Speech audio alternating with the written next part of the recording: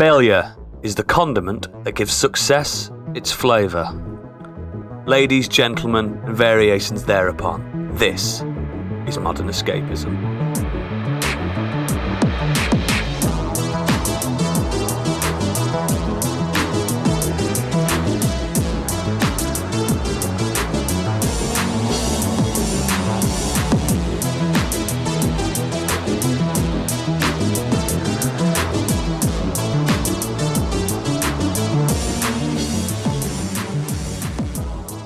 Hello and welcome to the show. My name is Oodles Carter of Mars, and today I am joined by Buckaroo Banzai himself, it's Gadget. Hello. Stig Captain and the World of Tomorrow. Hello. Matthew Broderick's Biggie Zilla. Hello. Hello. And last but not least, the star of Aragon, it's Candy. All right, Babbers, it's me, Candy. Do you like that, Stig? She's back. It's hard to tell who's doing it. I know, exactly. She's Sounds back. exactly the same as me. It's not me. the boy zone anymore. So, get ready. But before we move on, we've got some corporate shilling to do, haven't we, Stig? Oh yeah, yes we do. And by that, we mean our Patreon. If you go to www.patreon.com/modernescapism, on there you'll see everything that we have to offer with our patrons. We have 3 different tiers. The first is £5 a month, Modern Escapees. You'll get an extended edition of this episode every week, as well as at least one monthly special and any other specials that we are doing. We also do a Dungeons and Dragons player podcast called Do Dragons Dream of Scorched Sheep? And for £5 a month, the Scorched Sheep tier will get you early access, ad-free versions of the podcast, as well as any artwork, battle maps, original music, character sheets, and anything we do for the show. And you'll also be able to suggest character names and NPCs and item names for Gadget to use in the campaign. And if you're feeling flush, the Biggie Bundle is £7.50, and that gets you everything. Oh, yes. All of me. Thank you very much there, Stig. So, without further ado, let's just find out what we've all been doing this week. It's been a crazy old week. It has for me, but I don't know about for you guys. So, Gadget, what have you been up to, pal? It's been quite a quiet week for me, actually. But, Lucky. I finished Shift, which is the second book in the Silo Saga, so the follow-up to Wool that I talked about a couple of weeks ago. That was tense, and that were cracking. I really liked it. It was brilliant. So I've started Dust, which is the finale of the trilogy. And that one's kicked off like within the first 5 chapters. It's just all kicked off. It's great. Me and Pip have been rewatching The Office, the US version. We were just bored and just randomly put it on somewhere in the middle of season 5, and we're coming towards the middle of season 7 at this point. Yeah. I mean, it's classic. It's funny. I really enjoy it. Yeah, it's nice kind of background watching. You know, you can have it on there. The gags are pretty funny. The performances are all good. We've all worked with people like the people in that. So Do pods with them as well. The main thing I wanted to talk about is today I went back to Fallout 4 for the first time in 2 years. Is that because we've been talking about it? Yes. After the rant I had about Sean on last week's podcast. Yes, I have feelings. We'll get to those. And also because I've been watching Menu True Nerds You Only Live Once playthrough, which is fucking hilarious, and I would recommend everybody watch that one. I just felt the desire to go back to it, so I loaded up a save that I'd last touched in 2019. And this was from a challenge run I was doing when I was trying to break back into YouTube, which was melee only. No projectile weapons, no laser weapons. It was just hand-to-hand melee combat. So basically Skyrim, but in Fallout. Yeah. And I was at level 20 or something like that, and I'm completely overpowered and wrecking shit inside out and upside down. Because there are a selection of perks that you can take throughout as you level up your character, which improve things. For instance, one of the big downsides to being a melee-only character is when you want to attack someone, you have to get very close to them, and they usually notice that. Yeah. So there's one of the perks, I think it's Big Leagues or something like that, I can't remember which one precisely it is, but basically when you use the VAT system, the automatic targeting, it kind of teleports you to them. Isn't that a big hitter? Big hitter, that's the one, yeah. So it kind of teleports to them. So, I get within 20 foot of somebody, I hit the VATS button, it gives me my 95% to hit them, and I just blink from where I was to them and stab them in the back. Also perks like Ninja, which gives you like enhanced damage on sneak attacks, and then obviously putting experience points into, stealth stuff so you can hide around. Are you not allowing yourself to use the Mysterious Stranger? No, I'm not using Mysterious Stranger because that's a gun. No, but he's using it, not you. It's still a gun.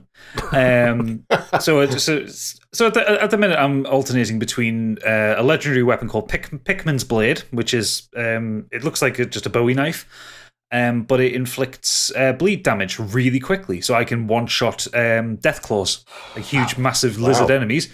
Just one-shot them and just watch the health bar just drain down. Fucking hilarious. And I've also got a Super Sledge, which is a sledgehammer with a rocket on the back of it. Of course.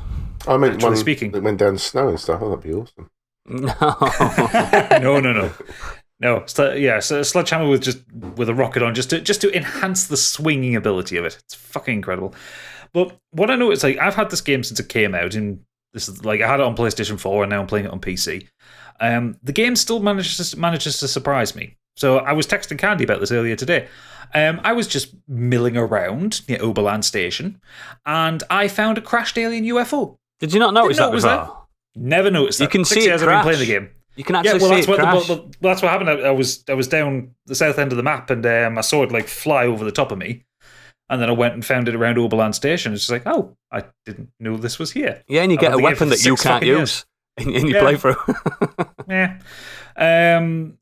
What else? What else I noticed? I found a vault that I'd never encountered before. Vault 88. Fuck that vault.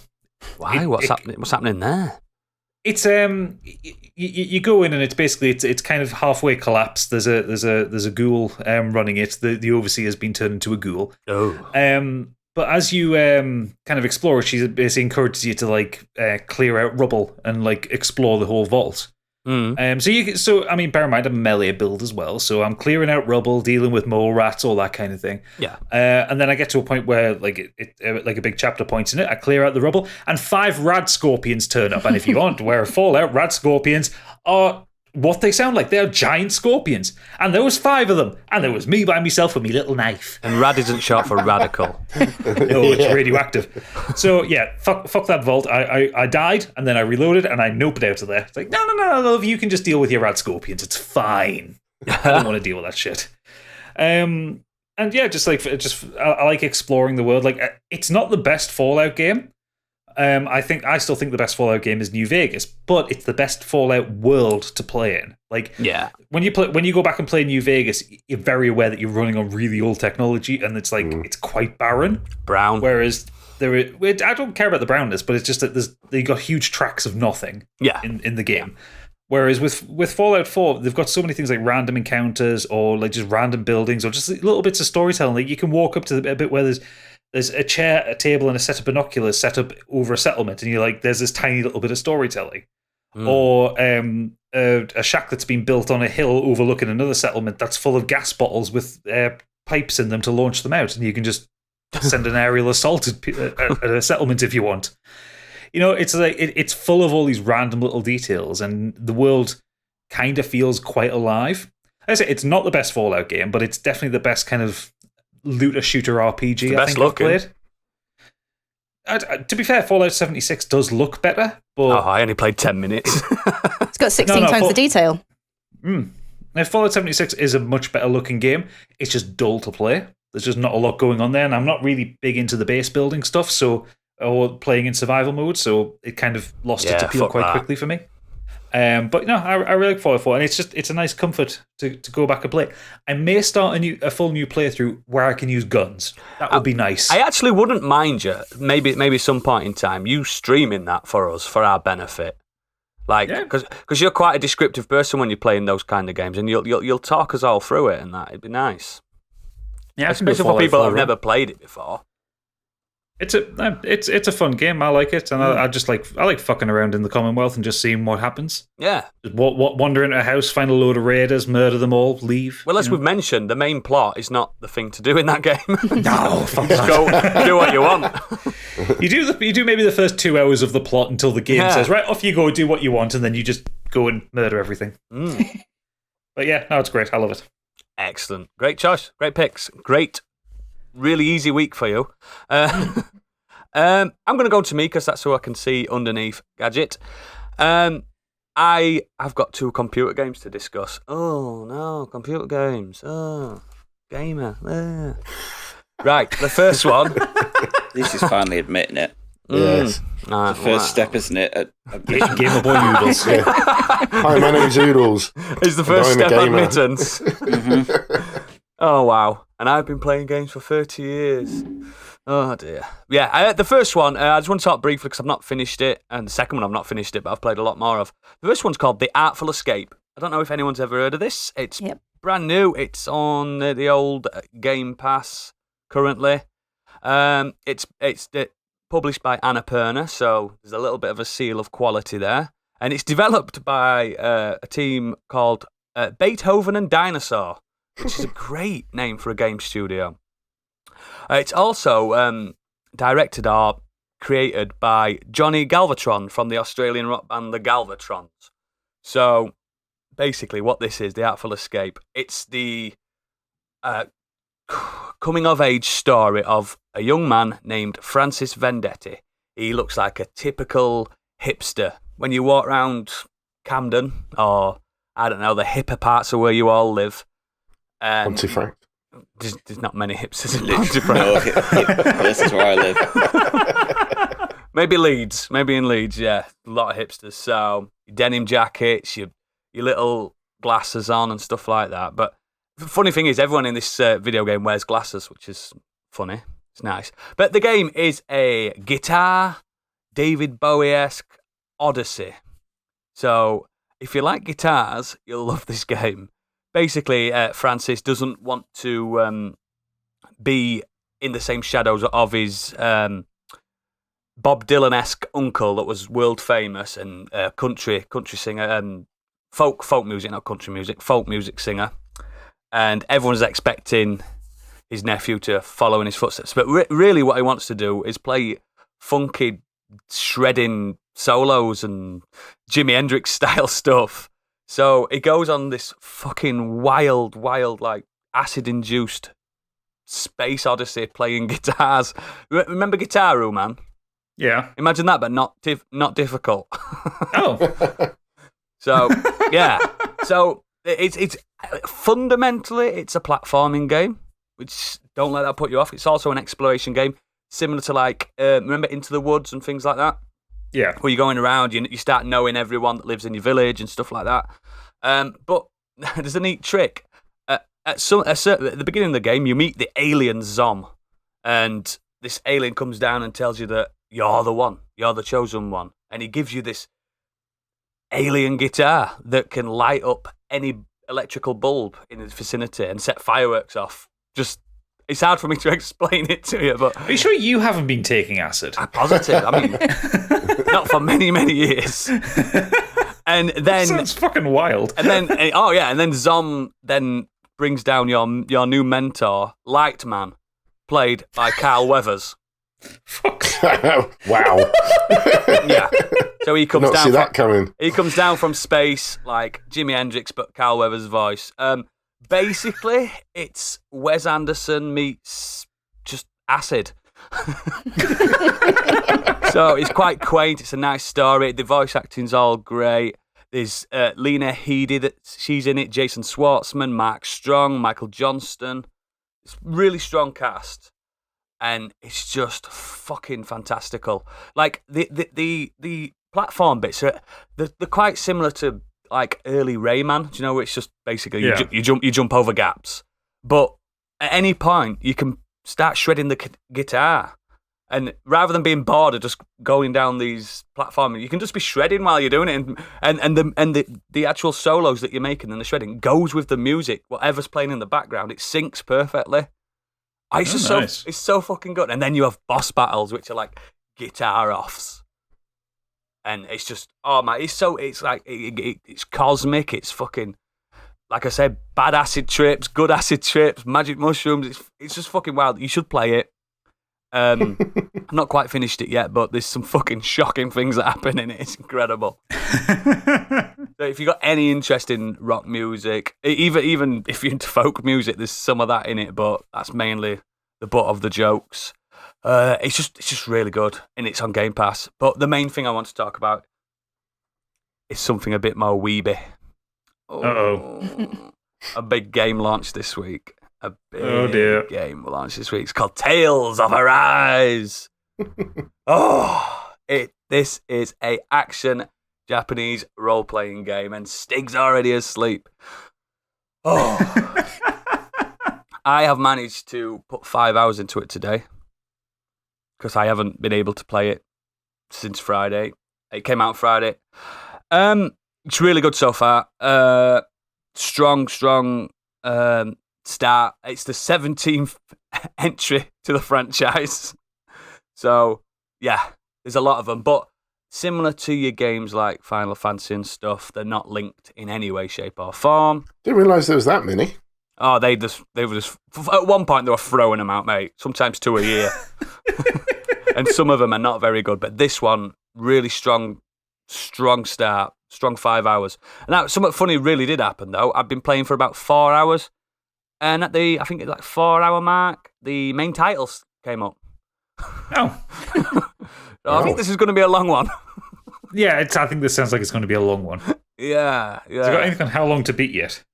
Oh, God knows. But yeah, it's just a really strong JRPG. But it's kind of good for people that don't want to play JRPGs in a weird way, because it's got essences of like Devil May Cry. So like it's proper action combat. Like you press a button, and like it uses RB on the Xbox pad, so it's the same like as Dark Souls. You know what I mean? You press RB, you'll swing. And it's not random battles, because a lot of people don't like that either. There's big open maps. It's not open world because it's separated by loading screens, but it's quite open world, kinda. Gorgeous to look at. I'd say graphically it's probably better looking than Dragon Quest XI, but it doesn't have the art style of that. Do you know what I mean? It's got better like physics and like ray trace. I don't even know if it's ray tracing, but it's got reflections. It's got good reflections and good shadows and good lighting and stuff like that. But it's very anime. So if you don't like anime, it might be a stretch. So on how long to beat, and bear in mind the game's been out at the time of recording 3 days. Mm-hmm. Apparently a rushed playthrough of the main story will take you 40 hours and 55 minutes. Mm-hmm. And a main plus extras will take you at least 62 hours. It's only a quick one then, isn't it? Well, JRPG standards, yeah. That's not very long, but I'm just... It's, what it is, the story's pretty... It's actually pretty mature and clever as an anime-style JRPG goes.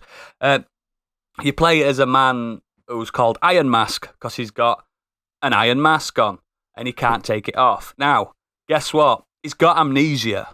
Of course he's got amnesia. Of course he's got amnesia. You wouldn't have believed it. So he doesn't know who he is.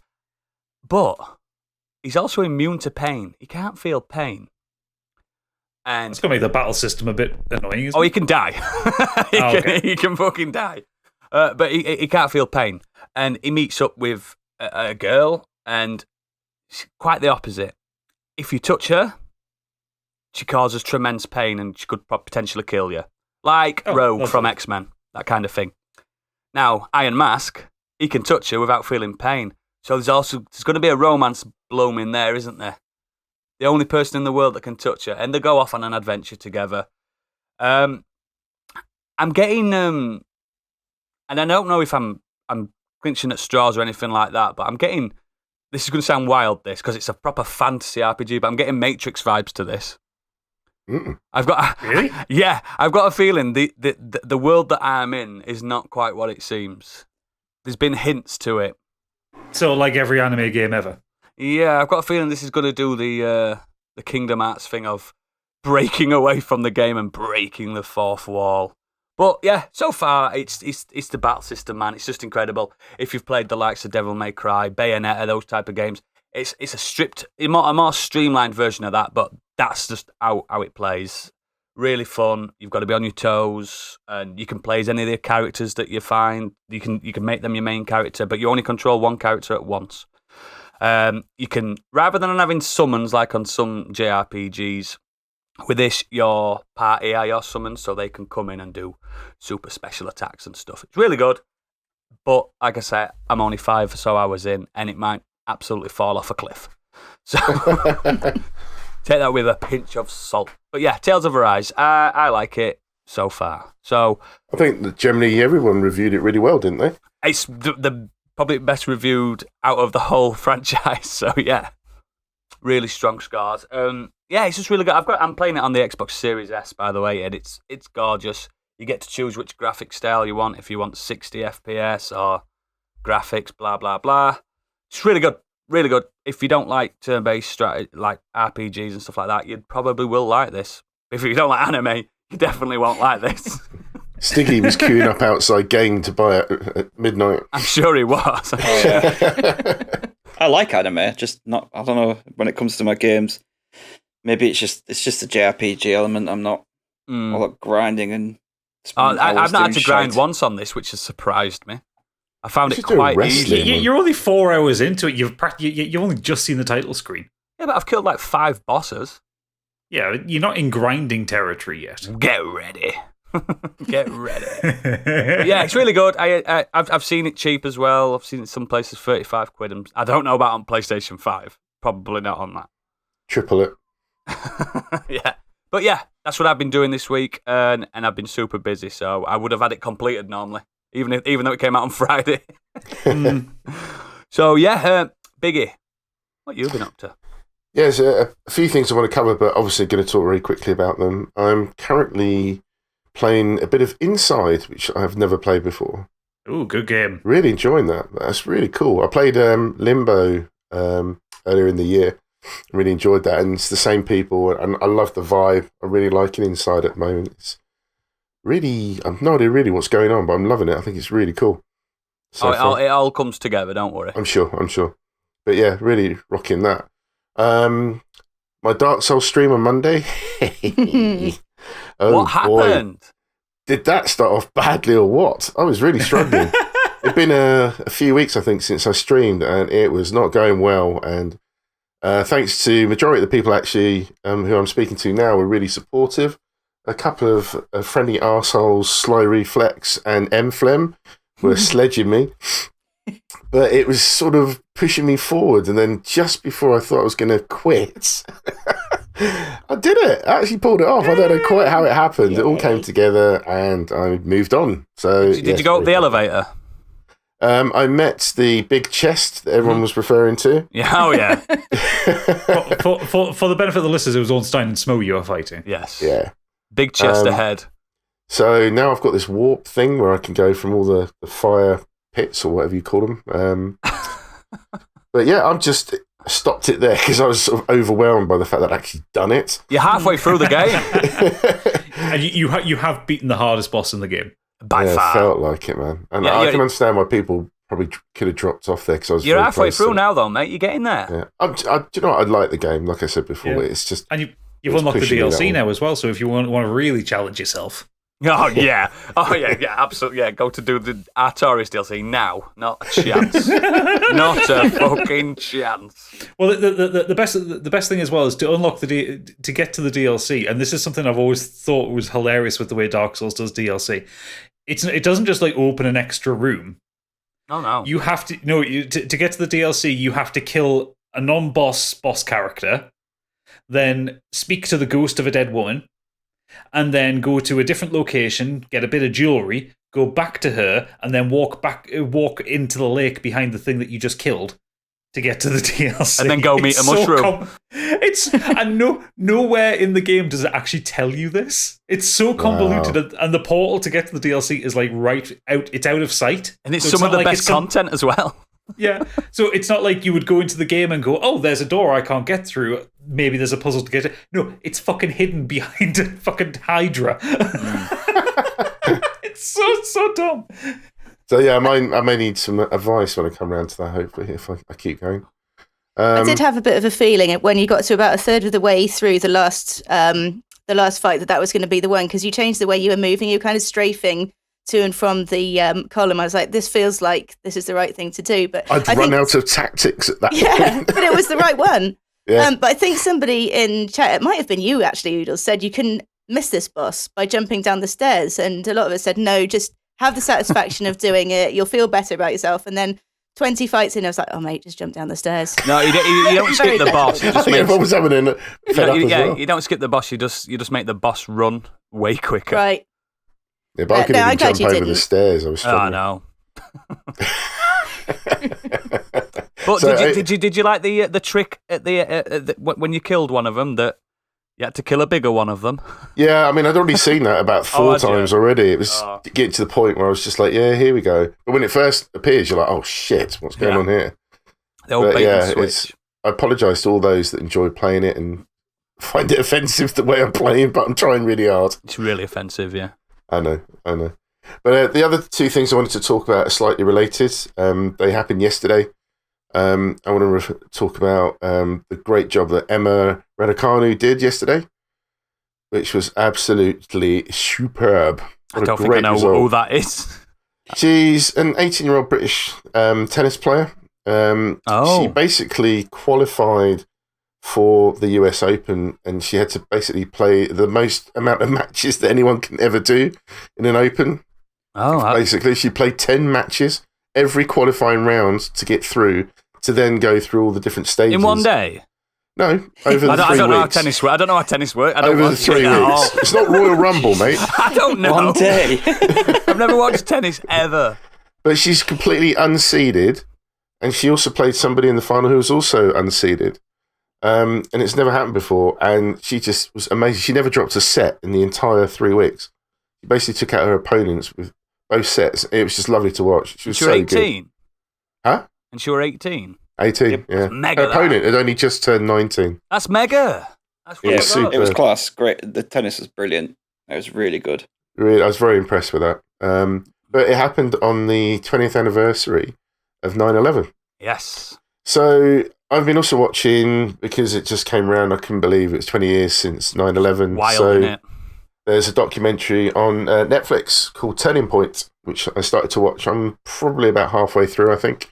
I don't know if me and Oodles are around about the same point, but I think we are, mate, yeah. Not going to talk about politics or anything like that. I just wanted to say that, in my opinion, it's a very well-presented documentary. It seems very well researched. It starts naturally with the event of 9/11, just some recaps, talking to... There's some footage that I'd never seen before as well. It was I was harrowing. So yeah, it was... it's quite difficult. It's quite hard at times because they're talking to survivors now. 20 years later, they're talking to families who've never found their loved ones and just have assumed that obviously the obvious thing has happened. But then they also look at how we got to the point of 9/11. So they actually go back to almost like the Cold War time when Russia first invaded Afghanistan, and how it links to potentially how this all happened. It was really interesting. It's just things that I hadn't put 2 and 2 together. Yeah. And then they talk about the NSA, the Patriot Act, Bush administration, about data collection. But yeah, there's just many talking heads from advisors, authors, survivors. Just really interesting. There's a lot more politicians in it than I'd realised, and how open they are at talking about that stuff. Yeah, wow. It shows you footage. They're like the president's aides at the time, and they've actually come out and started talking about what had happened. And I don't really think it's got an agenda. I think it's just it hasn't. No, there's not no taking agenda sides or anything like that, which I like. I just think they're trying to present. There's no silly conspiracies or anything like that. But I find it really fascinating, and obviously just quite heartbreaking at times. It's just fascinating watch. But yeah, I really recommend it. I know it's a bit bleak, but you had the great achievement by the tennis player on the same day, and it was interesting because her opponent, I've just forgotten her bloody name. Stiggy, do you remember? Anyone remember her opponent's name?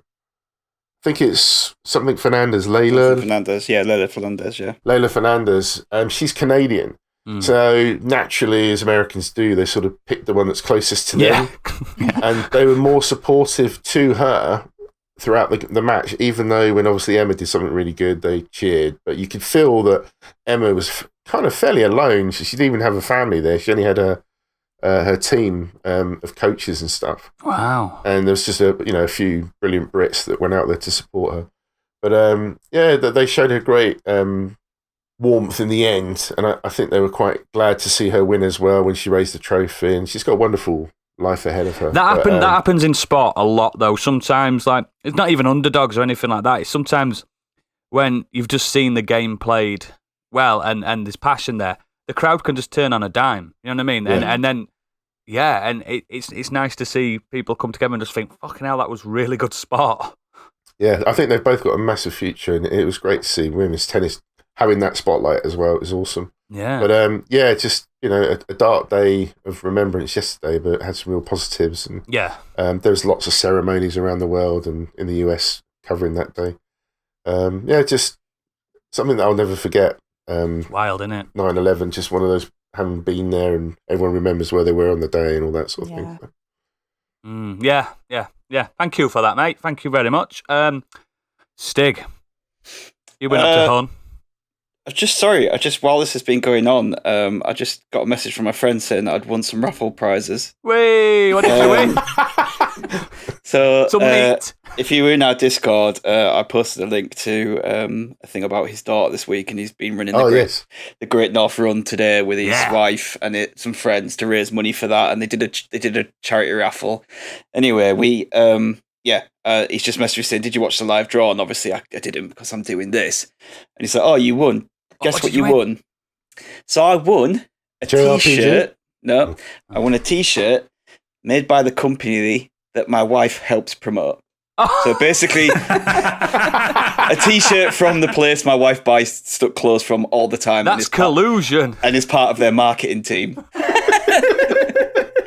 I might get her to make me a T-shirt. Do you know what? Like, she always buys them for the kids. So I might be like, do you know what, Holly? You make me a T-shirt because I won it. Also, some GHDs, which obviously I don't need, so Kate can have them ones. What are GHDs? Hair straighteners. Oh, when anyone tells me they've won a raffle, I'm always assuming it's meat. Because when I used to go to pub all the time, it was just always meat. A big meat raffle. You've won loads of meat. Sorry. So other than that, this week I watched a film called Vacation Friends. This is on Disney Plus. Mm-hmm. It stars John Cena, Meredith Hagner, Yvonne Orji. I agree with you. Yes, they're wrong.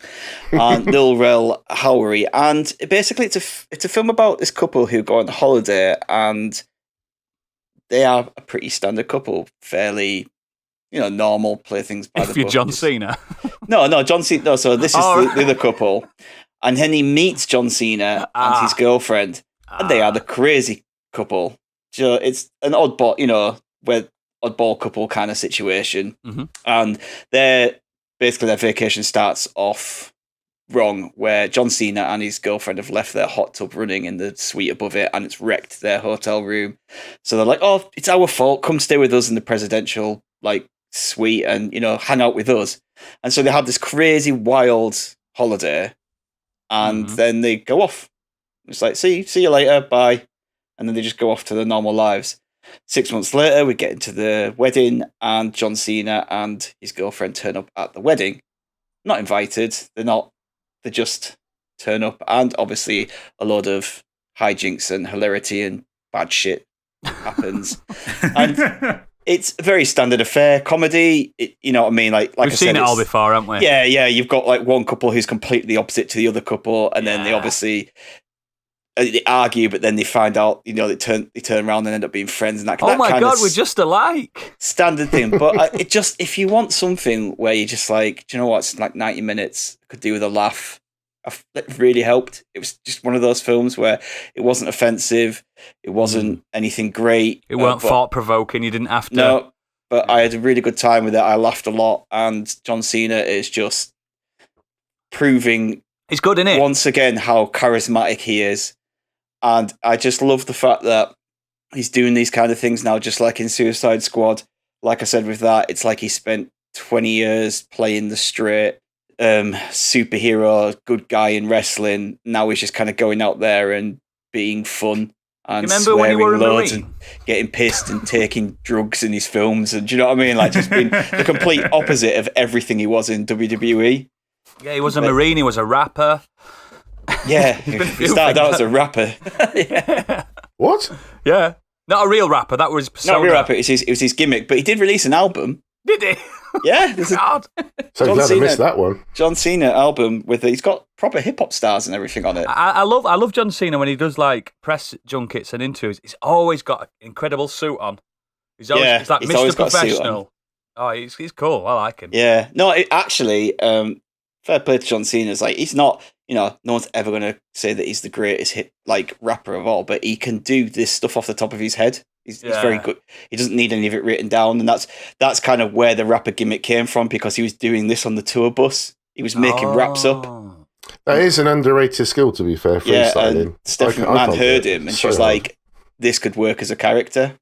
Right. And that's where his rapper character came from. Then, obviously, as he became a good guy, they started doing things like having him release an album and music videos and stuff. So, God bless him.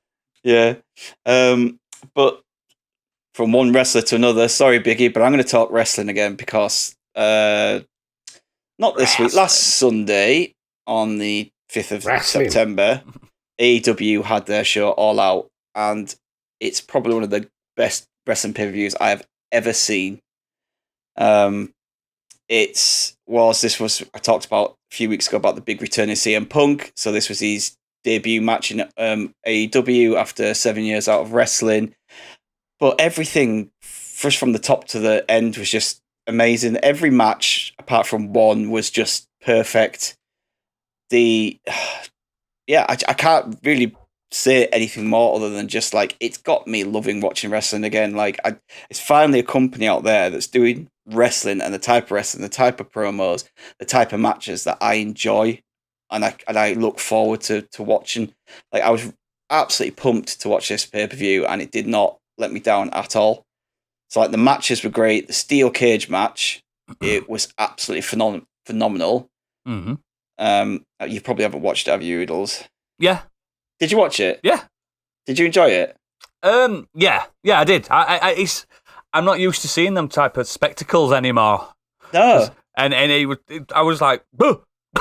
It's just fucking wild. I bet if I was still really into wrestling, it'd have been mind blowing. But for me, I was just like, oh shit, they're still doing stuff they did in '98. Yeah, this is but incredible. I think it's just better. Yeah, I do. I loved the entrance with the rappers, the Mexican rappers, like rapping the Lucha Brothers down to the ring. They had this 22-minute long cage match. This cage as well in AEW is fucking massive. I thought that. I didn't know if it was regulation. I was like, it's really massive. tall, and one of them jumped off the top of it. Yeah. And they Broken in half. And it's very rare because I know, it's all made up. You know what I mean? Like, it's all predetermined. So it's very rare that I actually kind of Thank God you realise that. cheer for. It's sports entertainment. No, this is pro wrestling. Oh. WWE Sports Entertainment. I see. Gotta get that right. Gotta get confused. Sorry. Yeah. But yeah, it's very rare that I actually kind of cheer or and get involved with a result. Did you fist pump the air? Yeah, when the Lucha Brothers won, because I didn't expect it, and I was like, "Fuck it, it's about damn time that they won these I like belts." them. I don't know who they are, but I like them. The Lucha Brothers are incredible. Ray Phoenix is one of the best wrestlers out there, and definitely going to be a future world champ in that company. But yeah, and then his brother Penta just had this moment with his family. His daughter's coming out, and they're all hugging him and stuff. It was just really great. It was a really good moment. They dress incredibly as well. Yeah, I actually love Penta's get up with he's got, so they all the lucha masks, but then the lower half of him is all painted up like a skull. Yeah, and he wears these bright white contact lenses as well. So his look is really great. But yeah, they had that, and they obviously had CM Punk's return, and he was fighting a guy called Darby Allin, who's this really young up and comer, but he's already fantastic. And they did these spots calling back to when Bret Hart faced 1-2-3 Kid back in 1993. God, I remember that. It was the exact. So that match, kind of, Bret Hart was obviously a top guy. 1-2-3 Kid was just his first match on Raw, and they just put on this incredible match when Bret Hart made him look $1 million, and they kind of did the same thing here. Literally did callback spots that are exactly the same. So it's like if you've seen that old match, it was really nice to pick up on those things. And then they had, by the end of the night, they had the main fight at the end. Kenny Omega won, and then out comes, I mean, this is going to mean absolutely nothing. It's like Biggie Saturday going, I don't know these names at all. But if you watch this stuff, and I know a few of our listeners do, but so like at the end of the night, they're all like he's all giving it on the mic, giving it the big one. I'm the best, blah, blah, blah. Out comes Adam Cole, who's just left the WWE. Crowd goes absolutely fucking ape shit. Comes down and they think, he's going to challenge Kenny Omega. No, he turns around, super kicks the good guy, and he's actually with Kenny Omega. He's healed. Yeah, so he's already like turned bad guy, and I was like, oh no, like that. So then and Kenny Omega's just about to say his catchphrase of good night, it's got to say good night and goodbye or something like that. And all of a sudden, Ride of the Valkyrie plays, and here comes Daniel Bryan. Actually, Bryan Danielson now. Daniel Bryan's his WWE name. Who's a just huge... changed it around. Yeah, that's all they did in WWE. They just they literally changed his name the other way around. I love it. Like usually they kind of make up a name, but for that they just switched his names. So It's he easy. comes out. Who says the WWE is creatively bankrupt? Yeah. But he is like one of the best wrestlers in the world. He's just the last 10 years he had to stop for a bit due to some injuries, but he left WWE this year. His contract ran out, and he came out, and it was just the crowd were insane. Like it just left everyone on such a good, such a good high. Like, so you got this CM Punk return, you got Adam Cole coming in, you got Daniel Bryan, and you also got Ruby Soho appearing in the Women's Battle Royal and winning that. Like this is another ex-WWE star. Like a lot of these ones that they've just like let go and they're not using properly. So now like AEW have taken some of them on, like the really good ones, and using them and making them look like stars. And you got Minoru Suzuki making a return. This guy's like a 50-odd-year-old veteran of Japanese wrestling, absolute madman. And he made his like debut and just had this little thing with John Moxley. It was so good. And honestly, I felt so on such a high after it, and so pumped. And Is it like what got you into it in first place? That just elation or everything just coming together, and it's just been an amazing pay-per-view. And now it's just like the WWE stuff is just not fun. It's just boring. It's like I said before. It's a variety show. There's too much of it centered around doing stuff with kids, or look, like WWE currently have Logan Paul on it. Do you know what I mean? Shit like that. That's a reason to turn it off. I keep hearing about this. Do you know what I mean? Like bringing YouTube stars and stuff like that onto the show, and like no one gives a fuck about boxes that. Or something now, don't they all box and stuff now? Well, the kids do, don't they? Oh, yeah, I just can't be arsed with stuff like that. And but this has just got me loving wrestling again. Like, and it's not just me. I see so many people say that. Like, the AEW is such a good job with it, and such a good job at like showcasing their stars and making you want to watch the product. So, yeah, I absolutely loved it. It's easily one of the best pay-per-views I've seen in a very, very long time. That's awesome. So, looking forward to watching more. Excellent. Right. Candy, you've got 15 minutes now to basically tell us what you've been doing this week. But first, you weren't here last week. Do you have anything to discuss about that? I would like to say that actually, I think that the best hope for the Wasteland was the Institute. No. Yeah. Yes! That's synth talk, that is. No, absolutely not. They were the only hope. They might have been a little bit underhanded, maybe. I joined the Institute. They were stealing people. Oh, that's all right. It's for the greater good. Greater good. Shut it. No, I just can't stand the Brotherhood. I think they're completely dogmatic. The Railroad, absolutely bonkers. It's the Institute for me, baby. I went with Sean. He was right. No. But yeah, what I wanted to talk about, what I've done this week, I'd like to talk about the football. Now Leeds. No, I'm kidding. I don't want to. How dare you? We all Nice. scum. We all scum. Fucking hell. I nearly walked off then. I really wish that we had a recording of your faces because that was brilliant. We do have a recording of his face. Stop doing this to me. I haven't got my Second makeup season on. syndrome, baby. So yeah, as you know, I wasn't here last week, and the reason was I took a little holiday to London for the weekend. Now, the reason for me going to London was for this War of the Worlds immersive experience thing.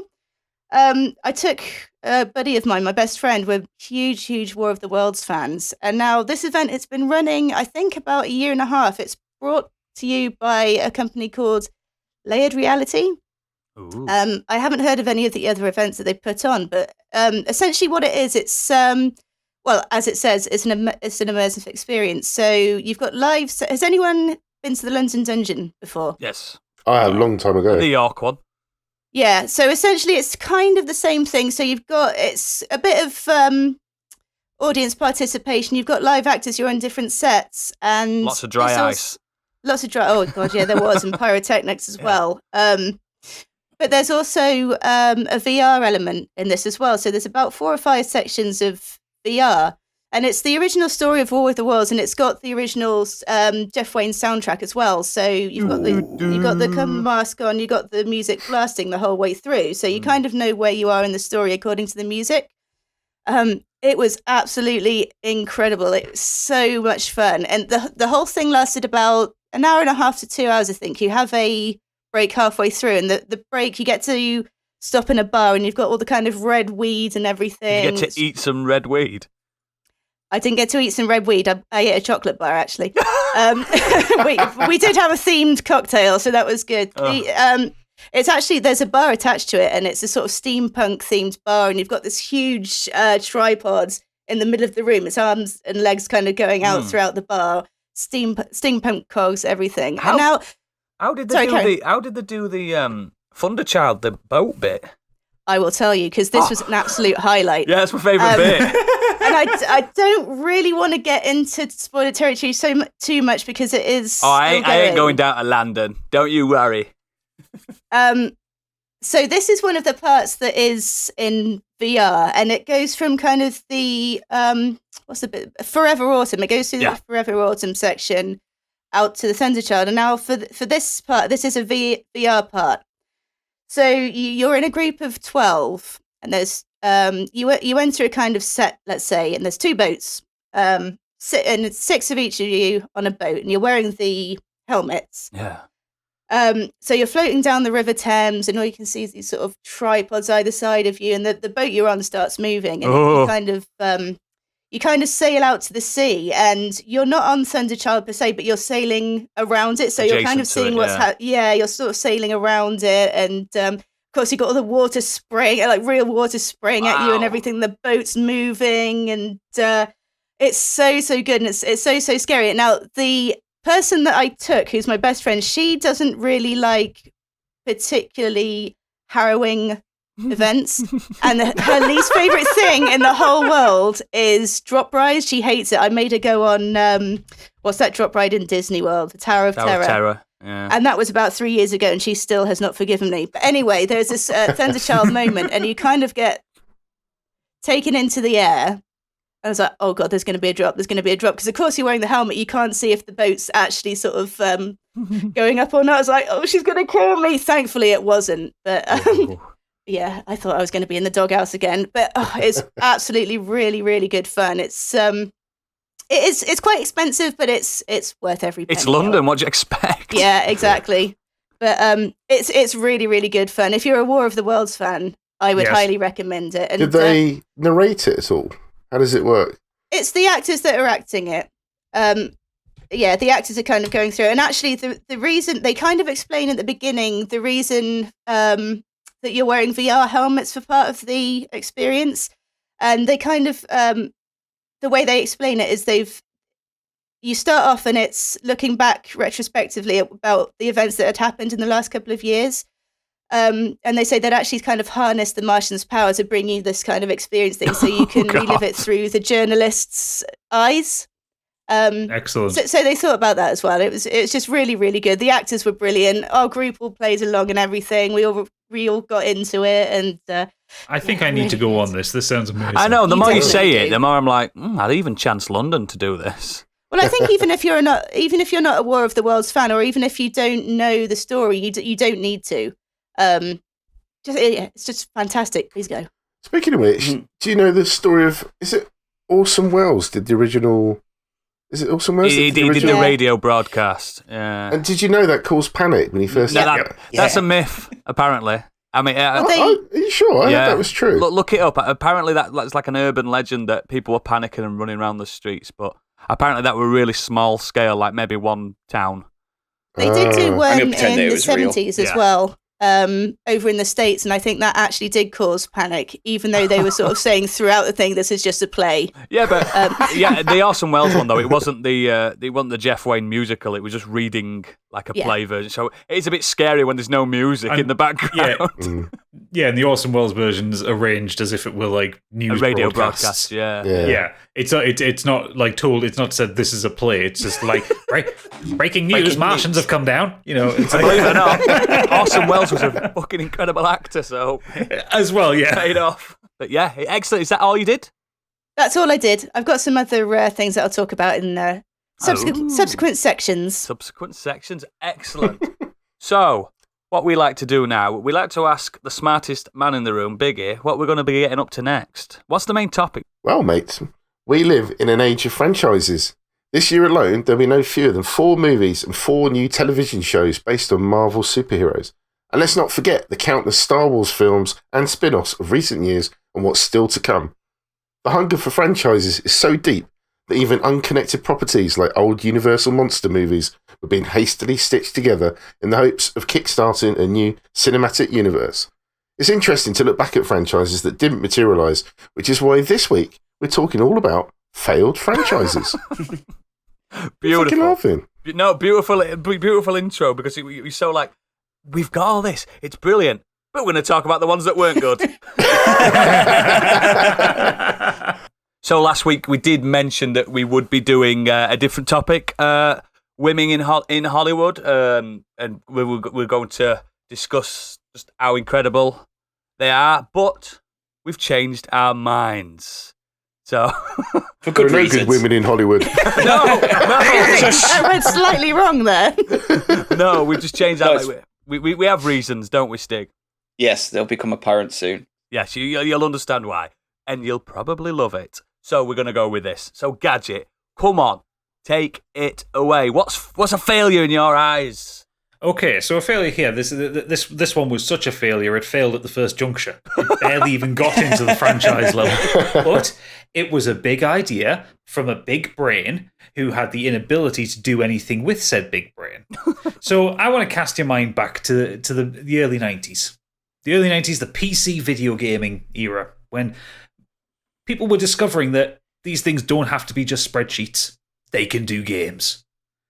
And you had the very classic studio id Software, who put out such classics as Castle Wolfenstein, or rather Wolfenstein 3D. They also put out a little game you might have heard of called Doom. Doom, it rings a bell. Yeah. So id Software was headed up by the two Johns, the John Carmack, who was the science guy, and John Romero, who was the level design / rockstar kind of guy. Yeah, the goth. Yeah. And as Doom became popular, and Quake became popular, it kind of went a little bit to John Romero's head. It did. It fucking did. It fucking did. And he was subsequently sacked from id Software. So John Romero did... He pulled a bender, as in he went to create his own video game studio with blackjack and hookers. Yeah. And the first game announced from Ion Storm was Dai Katana, which was to be the big thing. This was this big brain idea where he was going to take first-person shooter games that he'd been making at id Software, and he was going to make them art. He was going to make them the greatest expression of human intelligence ever created. I didn't realise he got sacked from... Yeah. He got sacked because he spent more time playing death matches in the office than he did making games. Wasting company time was the main reason, wasn't it? Yeah, it was. And he's not made a penny from anything id Software have done since, because they had an agreement between all the heads and the founders that if you left the company, you didn't get anything. Yeah. No severance, no. So, like, Doom has continued days to make money. Yeah. Doom has continued to make money over the years. He hasn't seen a penny of it. Ouch. Wow. That's why you always see him at the lowest form game conventions, because he just needs a couple of quid for a cup of tea. So, Dai Katana was announced in 1997. And it was announced at the same time as Ion Storm's other game, Deus Ex. Oh, baby. Yes. They were being developed. There was two studios. There was Austin and Dallas. Deus Ex was being done at Ion Storm Austin. Dai Katana one of at these Dallas. things is not like the other. Yeah. Guess which one had a project manager that knew how to deal with it. Dai Katana was hobbled by its ambition, the ambition of its creator. John Romero wanted to create a massive story-based game. So, like, previous to this, you'd had like Half-Life that came out in 1997, and that was a big inspiration on it because that was like the first time like a first-person shooter being done, which had this kind of very natural storytelling style. John Romero didn't want any of that. He wanted cutscenes, he wanted acting, he wanted all this kind of thing. Dai Katana is a game about time traveling. It has 24 levels, divided into 4 episodes, or each episode is in a different time period. So that means he's had to make the game engine do 4 different things, effectively. He started off using the Quake engine, which he licensed from his old employer, because that's got to be a good one to go cap in hand to the person that just sacked you, say, can I use your technology?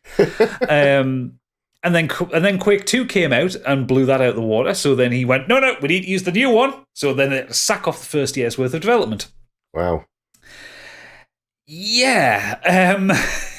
It ended up taking 3 years to make in a time where games tended to take a year to make. Yeah. He had staff members just walk out. There was 9 senior staff members just quit one day because they were so sick of his antics and sick of like the low morale. It was published by IDOS. It was published by IDOS Interactive. They also did Thingy as well, didn't they? Deus Ex. Deus Ex, yeah. And they as well. Yeah, they got to the point where they told John Romero that the game had to come out in the next 6 months, otherwise they would just stop giving Ion Storm any money. Like, he burned through like so many advances. I want to talk a little bit about the some of the plot, because some of the shocking. Plot it's really bad. So I'm just going to go through the first quick couple of paragraphs on Wikipedia for it, and you will see how bad this is. So, in feudal Japan, 2 rival clans, the Ebihara and the Mishima, are at war. Mishima go to the swordmaster Usagi Miyamoto to craft a weapon to end the conflict, the Dai Katana, which is Japanese for big sword. Yes. Literally, is Japanese for big sword. However, Usagi realizes the Mishima's dark desires and gives the Dai Katana to the Ebihara. Inshiro Ebihara throws the sword into a volcano at the end of the war. What? In AD 2455, Swordmaster Hiro Miyamoto, yes, your character is called Hiro. Yeah, they always are in Dragon Quest as well. Hiro Miyamoto is visited by a man named Dr. Toshiro Ebihara, a descendant of the Inshiro who is suffering from a plague and about to die.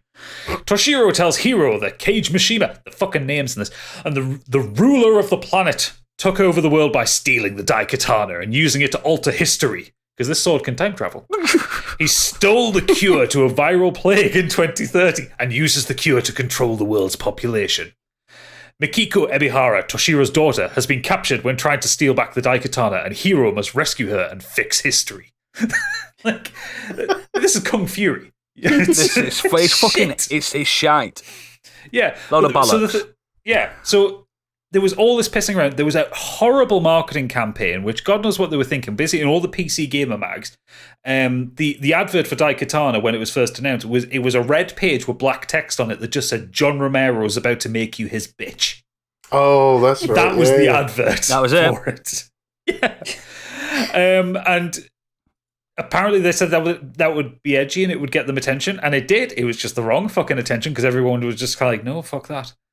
The game was a hot mess. It didn't work. You had almost every mission was either ramped up with like overpowered enemies or annoying sound effects, or you have AI companions with you in 90s AI, and they have to survive the mission. So you're always basically on a escort mission because you have to make sure these don't die to get out of the level. The levels are far too long, they're far too hard. It's an absolute mess. And it's just dreadful. It's really bad. And you do have to take into consideration though John Romero's optimism for this game, because he fully believed it. He was a true believer. No, he was. Did you play the Game Boy Color version? I'm going to get to that. All right. But yeah, so the optimism of John Romero was incredible, because before Dai Katana's release, the corporate reports from Ion Storm forecast sales of 2.5 million units. Fucking idiot. And that would have been necessary for the game to go profitable. Would anyone like to hazard a guess at how many copies were sold in the first week? 9. 8,000. Any offers on 8,000? I'd say 9. 12,000. We'll go 4, somewhere in the middle. Oodles is bang on. 8,190 copies Wow. were sold in the first week. I know a lot about Dai Katana because it's so fascinating.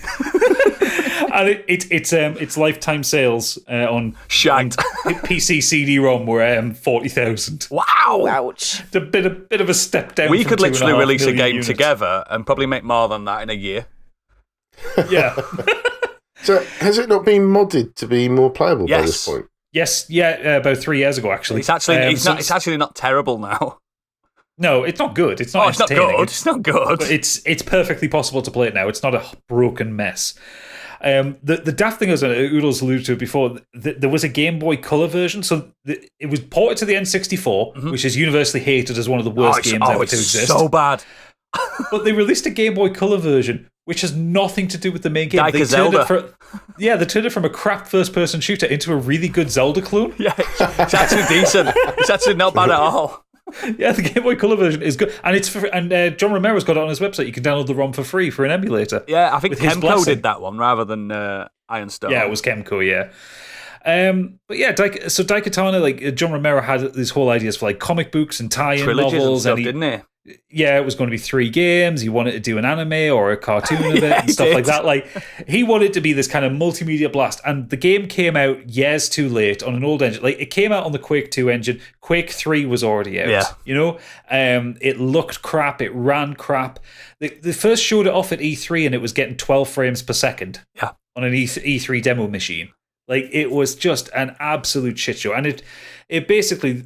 It almost ended Ion Storm. Ion Storm got bought out by Eidos on the express instruction that John Romero had to quit. Yeah.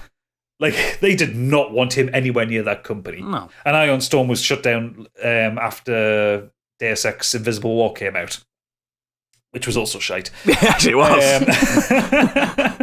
But yeah, Dai Katana. It's well worth looking at, and like people like Civi11 have done videos on it. Like loads of like video essays are out there on it. It's worth looking up, because if you look at the actual gameplay of the game, it's dreadful. It sounds awful. It's so fucking brown. That's just crap. Yeah, and but yeah, it was hyped up for like 3 years. It was the Chinese democracy of games. It's going to come out. It's going to come out. It's going to come out. But yeah, it did. And like Chinese democracy, it was shite when it did. yeah. Dai Katana, absolutely. I remember when I remember seeing like I saw John Romero at a game convention, and I think he's still proud of it, isn't he? I mean, he got it released. I guess that means something. But He's a fascinating individual, but he's a rotter. He's a bloody rotter. What does he do now? Is he still... He just writes books. He's still in games. Romero Studios put out Empire of Sin last year. He did a Ghost Recon. did they? He did a Ghost Recon phone game as well, apparently. Yeah, he did phone games for about 15 years after Ion Storm. But apparently, was that shut Ghost down. Recon phone game's one of the best phone games that you could have got at the time. Pretty decent. I'm pretty sure he worked for Gameloft when they did the Rainbow Six phone game, which was really good as well. Yeah. I think he's just better at handheld, isn't he? And he doesn't realise. Yeah, he released a WAD pack for Doom recently as well. It was called Sigil, and it was actually absolutely banging. Well, let's not Like forget, some really- Final Doom's incredible. Yeah, well, yeah. I mean, the best work John Romero has ever done was the level design on the original Doom. He's responsible for the best levels in that game. Yeah, there is some genius hidden there, isn't there? Yeah, just under the piles of ego. Absolutely. The Excellent. man's mad. John Romero, friend of the show. Right then, we'll move on to my pick, and this one stings. It hurts big style. So, I'm going to read some names out, and some people will know these names. I want to talk about Reed Richards, Ben Grimm, Susan Storm, Johnny Storm, and Victor Von Doom. Collectively, 4 of them are the Fantastic Four. One of them's Doctor Doom. Now, Fantastic Four. Everyone knows Fantastic Four from its very successful comic book runs, the Marvel property. Yeah. Huge, massive, some incredible stories. Pivotal to the Marvel. The Ultimates is really good. Yeah, pivotal to the Marvel mythos completely. Without they're like one of the originals before Spider-Man, before X-Men. It pivotal to Infinity Wars, Secret Wars, they're a pivotal. I keep saying pivotable. Pivotal. They are a pivotal anchor to the whole mythos. Now, Hollywood. Hollywood. Hollywood. Slight problems with Fantastic Four. Yeah. So, Fantastic Four has been attempted to be turned into a franchise at least 4 times. That's pun intended. Starting in 1994, there's going to be a lot of fours being said. With the Fantastic Four, which is pure shite and stars nobody of note and has a 3.8 on IMDb. Avoid. It's the one with a really weird looking thing. Yeah, they looks like he's had his face bashed in. Yeah, he looks like he's made out of clay. Yeah. Rather than bricks, it looks like he's made out of rubber. Then, like a used condom. Basically, yeah. But then in 2005, a young Oodles was like, "Oh, this could be it. This could be it." Because just to let you all know, I adore Fantastic Four as a comic book entity. So, sorry, was there a Fantastic Four cartoon? I really feel like there was a cartoon at some point. Fantastic Four!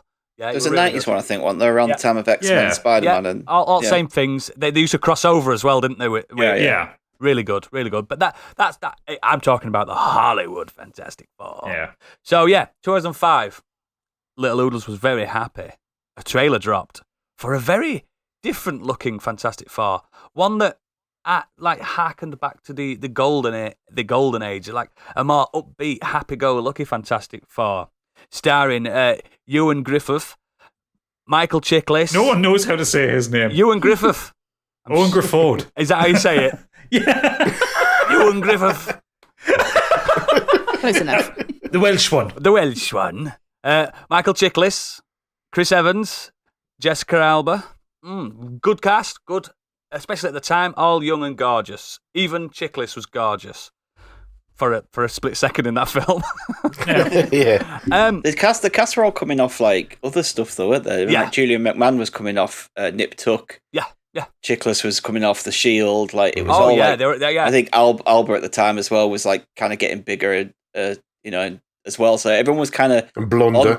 Everyone was on the up at that time, so the casting for that seems it were a strong on. cast, and the trailer was really good, and it did launch to moderate success, not critically though. Critics just load of shite.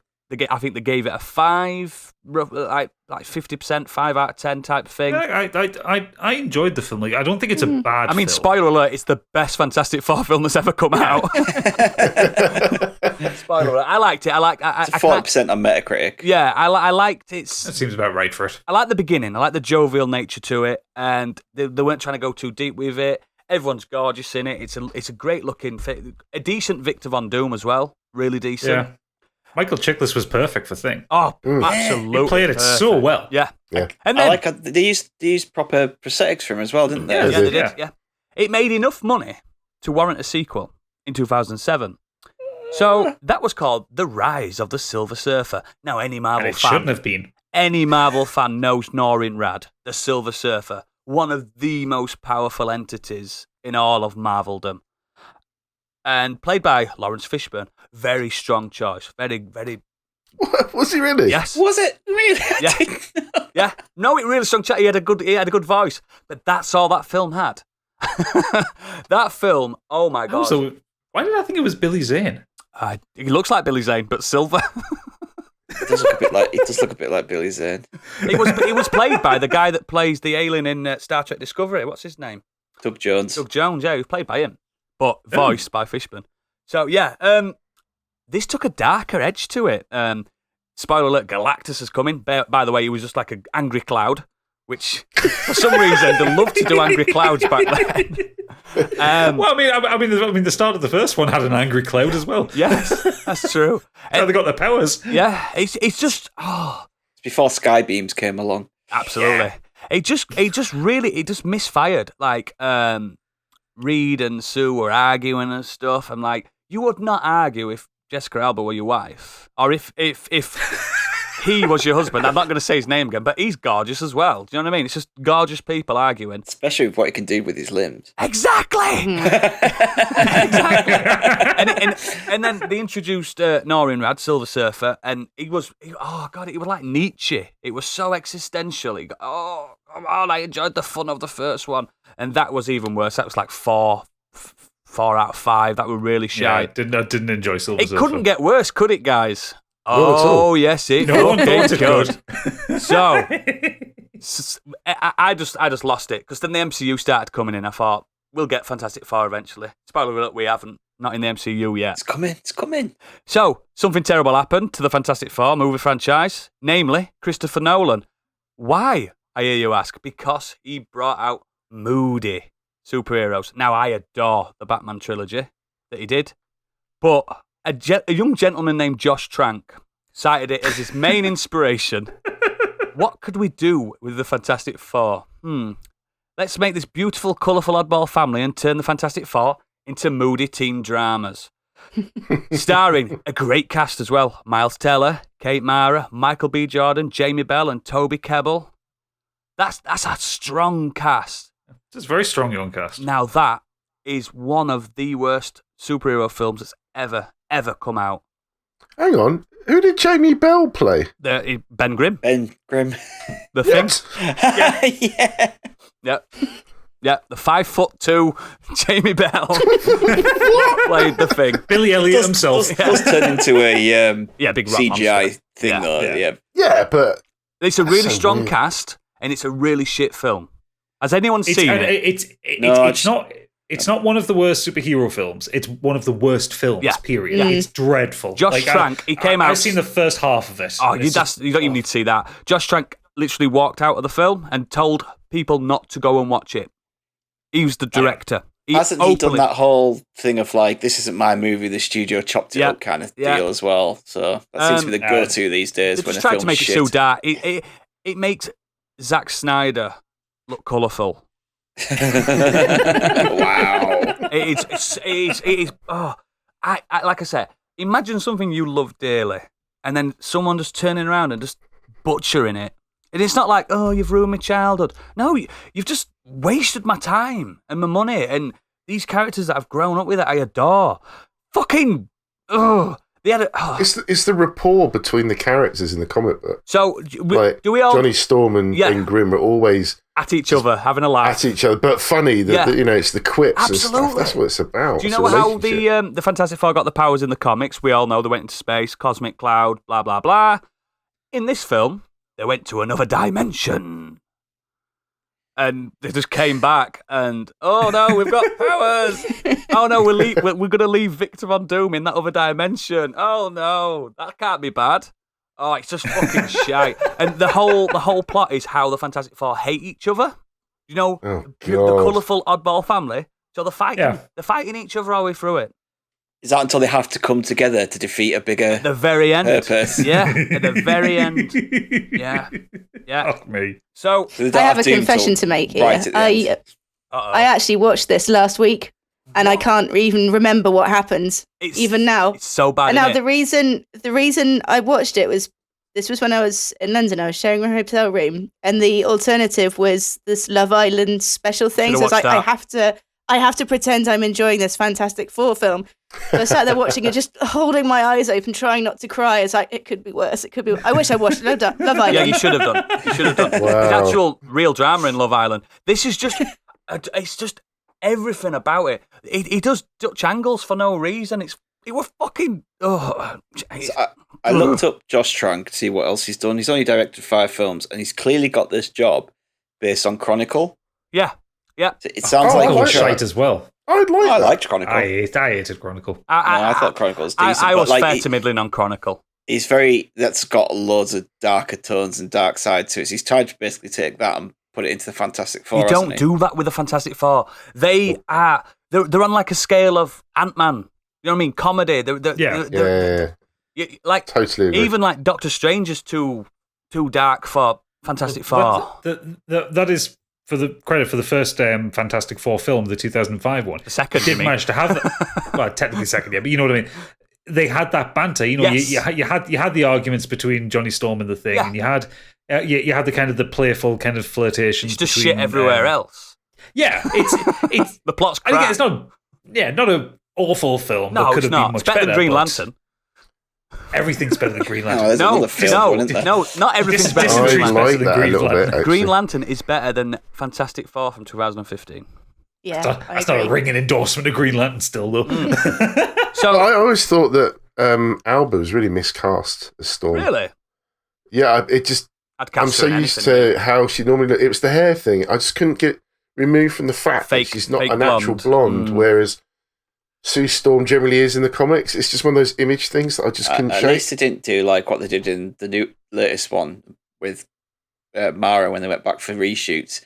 Because they didn't have much time, they just put in a really shit wig. It's like really Really shit noticeable wig. as well. So her hair just changes constantly throughout the film when Yeah. they've done reshoots. There's an awful, and I kind of get what he's doing because it's a bit more modern, but there was an awful like undertone, like because obviously Michael B. Jordan and Kate Mara, black man, white woman, and there was this like undertone of, oh, I'm not really a real brother, but I love you like a brother. Do you know what I mean? It was just trying to like shoehorn this like race thing to it, and then Ben Grimm becoming this other thing, the Thing. Oh, now I'm the different race type. Oh God, fucking, it's horrible. Yeah. It's just Yeah, absolute shite. it seemed like it was pointlessly trying to put like an inclusivity message on there when it really didn't need it. It's the Fantastic Four, the oddballs anyway. You didn't need this.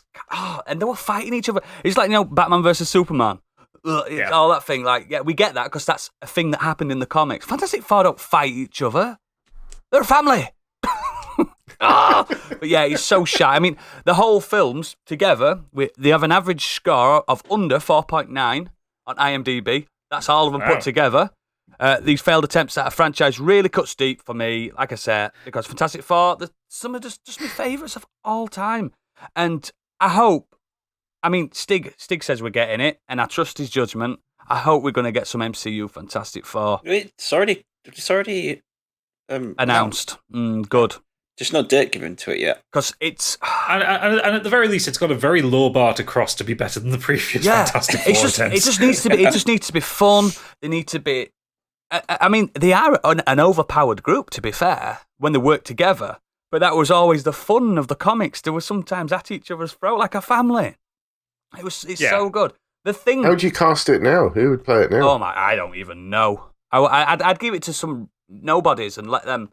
Because then there's no ego from like superstars, is there? Then I think you'd have to have a famous Mr. Fantastic though. Yeah, as the lead, or probably a famous Victor Von Doom. Yeah. Oh God, yeah. Well, Just the Doom would Sunny become team. a big hitter, wouldn't he, in the MCU anyway? Why? It's got to be. But yeah, I really hope and pray. Like you mentioned earlier, there's been some good TV shows. There's been some good straight to DVD cartoon movies. There's been some good Fantastic Four games. Well, good's not a strong word, but all right. It's just, I just don't, playable. Yeah, I don't understand why 4 attempts at a franchise. I know this one of them was a sequel, but it's pathetic. So the casting that obviously everyone wants, I forgot about this. So many people want John Krasinski. Can't get his name out. John Krasinski, yeah, and as Reed. Emily Blunt as perfect. As the lead too. That's perfect. And I've just seen here he can't do it now because he's already in the MCU. But David Harbour is the Thing. That would have been perfect. Oh, yeah. as well. Yeah, that would have worked. Yeah, but obviously he's in the MCU as a different character now. So Yeah. I don't know who this is that someone's suggested as Johnny Storm. Johnny Storm though. What's his name? Don't know. I've just seen pictures. All right. But yeah, Just looking at like people's fan casting here. But Is that just a bonfire you're looking at? the thing is, like people have always been saying, "Oh, I just want the X-Men in the MCU." Look, I've been patiently waiting for the Fantastic Four who are pivotable again. Pivotable. We've got a title. There's an episode title, Pivotable. But they're linchpins. You know, Biggie, don't you? You read the comics. Yeah. They're so vital to everything. I thought, and personally, I'm not as big a fan of the Fantastic Four as you. I haven't read everything that they've done. But when I recently went through the Ultimates, so good. got to the Ultimate Fantastic Four, that is so well written. Good. I love the different... It's still got the core, but it was still a different look at how they could have been. It's so well done. It's really good. Really good. But yeah, Fantastic Four, come on. Please do us right. I trust in the MCU and Kevin Feige. I trust in him. It needs to work this time, and then we can just forget about everything that's come before. And that's my lot. Biggie, please follow that. Well, from one group of superheroes to another. Save the cheerleader, save the world. So Heroes pretty much came out of nowhere. I think the trailers were really interesting. There was like a really good marketing campaign for what I remember. Viral marketing as well, wasn't it? I think it really sort of got a lot of people's attention. This American superhero drama television came out around about 2006. It was created by a guy called Tim Kring, who had support from a co-writer named Joseph Loeb from the comics. And it had this real comic theme. It was basically almost like an X-Men TV show. And it was awesome. That first season was just so first season's incredible. Good. And I just thought, this is what I've been looking for. I liked the X-Men movie. I think came out X amount of years before it, or even 2. I can't even remember now. But this was just so well done. And I thought, yes, this is how you do it. And what I liked about it was that a lot of the actors and actresses that they chose weren't particularly well known, if not brand new. Hayden Panettiere played Claire Bennett. She went on to do really well from this. Yeah, she's still going, isn't she? She's still... Yeah. Greg Grunberg. She's married to one of the Klitschko brothers. She's tiny. They aren't. Isn't that when you're horizontal? We got the implication there. Wow. So, Hayden played Claire Bennett, the titular sort of cheerleader from the catchphrase. So good. She had the power of rapid cellular regeneration. Greg Grunberg, that played Matt Parkman, he was a police officer with the power to read minds. You had Santiago Cabrera, he played Isaac Mendez, who was a painter and drug addict. Oh, I love this story. To paint the future. You had, of course, Masi Oka, who played, again, Hiro Nakamura. He's an office worker who possessed the ability of space-time manipulation. He had pretty much had probably one of the best friends you could ever want in your life. Oh, God, yeah. Oh. And also, of course, you had Zachary Quinto, who played Sylar, a super-powered serial killer, which was really cool, who targeted other superhumans in order to steal their powers.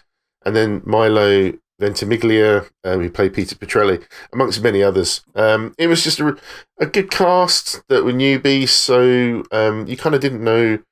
It almost had like a Game of Thrones vibe, where you didn't actually know who was going to survive the way the show went. It was really cool. You started to like certain characters, and they were taken out really quickly. You're just like, wow. And it had all of the potential. It just, I couldn't sing any more praise really for that first season. I thought it was so well paced. Had this real comic book feel. The writing was brilliant. There was cliffhangers every episode. Who helped with it, he did some of the best Catwoman books for DC, and some of the, not the best Batman, but some of the, when Batman's got a full team, like Batman Incorporated, he's got he's got a Batgirl, Robin, Nightwing. So he's used to doing those ensembles, and you can see it. It's really good. And it actually went on for 4 seasons, but I am going to be honest here, be very transparent, that I think I dropped off somewhere in season 3. I have no idea. Dude, I dropped off season 2. I genuinely think I watched it all. Wow. And it was getting to the point where we were just like, this is terrible. And then I think it finished on a really good cliffhanger and then got cancelled. Yeah, I was like, no, they've done something really good with it finally, and then they cancelled it.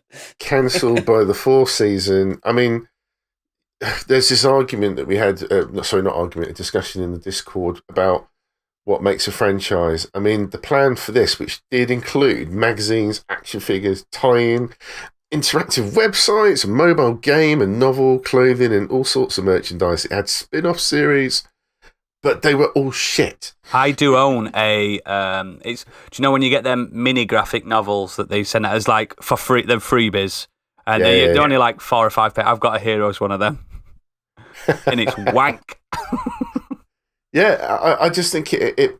Thank God that the actors that were involved in this went on to do other things, because it could have been something that could have killed the career personally. Because it just, the quality of the storytelling. There was even this weird love interest story with Hero, which just didn't work. The chemistry didn't work between the character. It just droned on and on and on, from what I remember. And it was just, it was really poor. And I just think it was such a shame that it started off so well, and it could have been this incredible. Could have gone for seasons, you know. They had a really strong. The first season, with Siler and Bennett as like opposing baddies. You didn't know if he was a baddie or not, but Siler was. Yeah. Oh, he was so good. Oh, Siler was incredible. Such a good baddie. I hated him so much because he's such an evil spoiler character. Alert, in season 2, less of a baddie, and then by the end, it's not one of those really a ones baddie. It was one of those ones where it's just like everyone loved him as a bad guy, so let's turn him good. And he was just constantly flip flopping. It's just like people forget how many people he killed. Nowhere. Yeah. You can't redeem. And then there was this other story with Ali Lata, I think. Oh, fuck me. Oh, yeah. With her son, and they're trying to escape something. And I thought you were about the fact that she died and then just came back as a different character. Yeah, she did. And then they were just like, by the way, it's she's a triplet. Yeah. Yeah. Okay. Great. Yeah, it's just really good first season. The end of season 1 ended really well with the explosion. With Trelly, yeah. And it comes back for season 2, and they're just like 4 months later, and nothing's explained. And one of them's got a beard now. It's like, what? Like, how did they survive? What happened? Yeah. It's just it's all over the place. Wasn't it affected by the writer's strike though at one point? Was. Like, was it halfway through season 2 or something? It just stopped for about 6 months. Yeah, to have a break. That's right, yeah. Yeah, season 2 only had like half the episodes of season 1 because of the writer's strike. So yeah, you can have, that's an issue. But still, when the strike's over, come back and fire on all cylinders.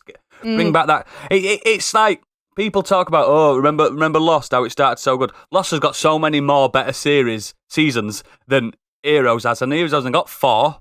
Do you know what I mean? It's like they tried to reboot it, didn't they? And that failed. Yeah, it just lost interest completely, and it had such a strong start. It's almost like a I can't even say it now, a Firefly scenario. Yeah, where you're just captivated from the beginning, and you like all the characters, and you want to see where this goes. But unfortunately, that got cancelled way too early. I mean, it was starting to stoke the fires of this like comic book nerd like revival. Walking Dead's not a million miles away in someone's mind. Do you know what I mean? Not the TV show, but the books and that. Everything's starting to get. Do you know what I mean? It's that bubbling from underneath. Like not MCU, but Marvel Studios are doing things and. Oh. There was a lot of comedy in the first season as well, and then it got really sort of bleak and grim as it went on, and it just lost that fun as well. Yeah, it did. Yeah, but that's it for me. At least we've got the boys now, haven't we? Yeah, exactly. You know, and I'm not saying that this could have gone down that route, but I mean, it just, the potential was there. Heroes was. It's such really a shame. Sad to see what happened to that. They became villains in the end. Excellent pick. Stig. I'm going to talk about a 2007 film, The Golden Compass. The Golden Compass is an adaptation of Philip Pullman's Northern Lights from the series His Dark Materials.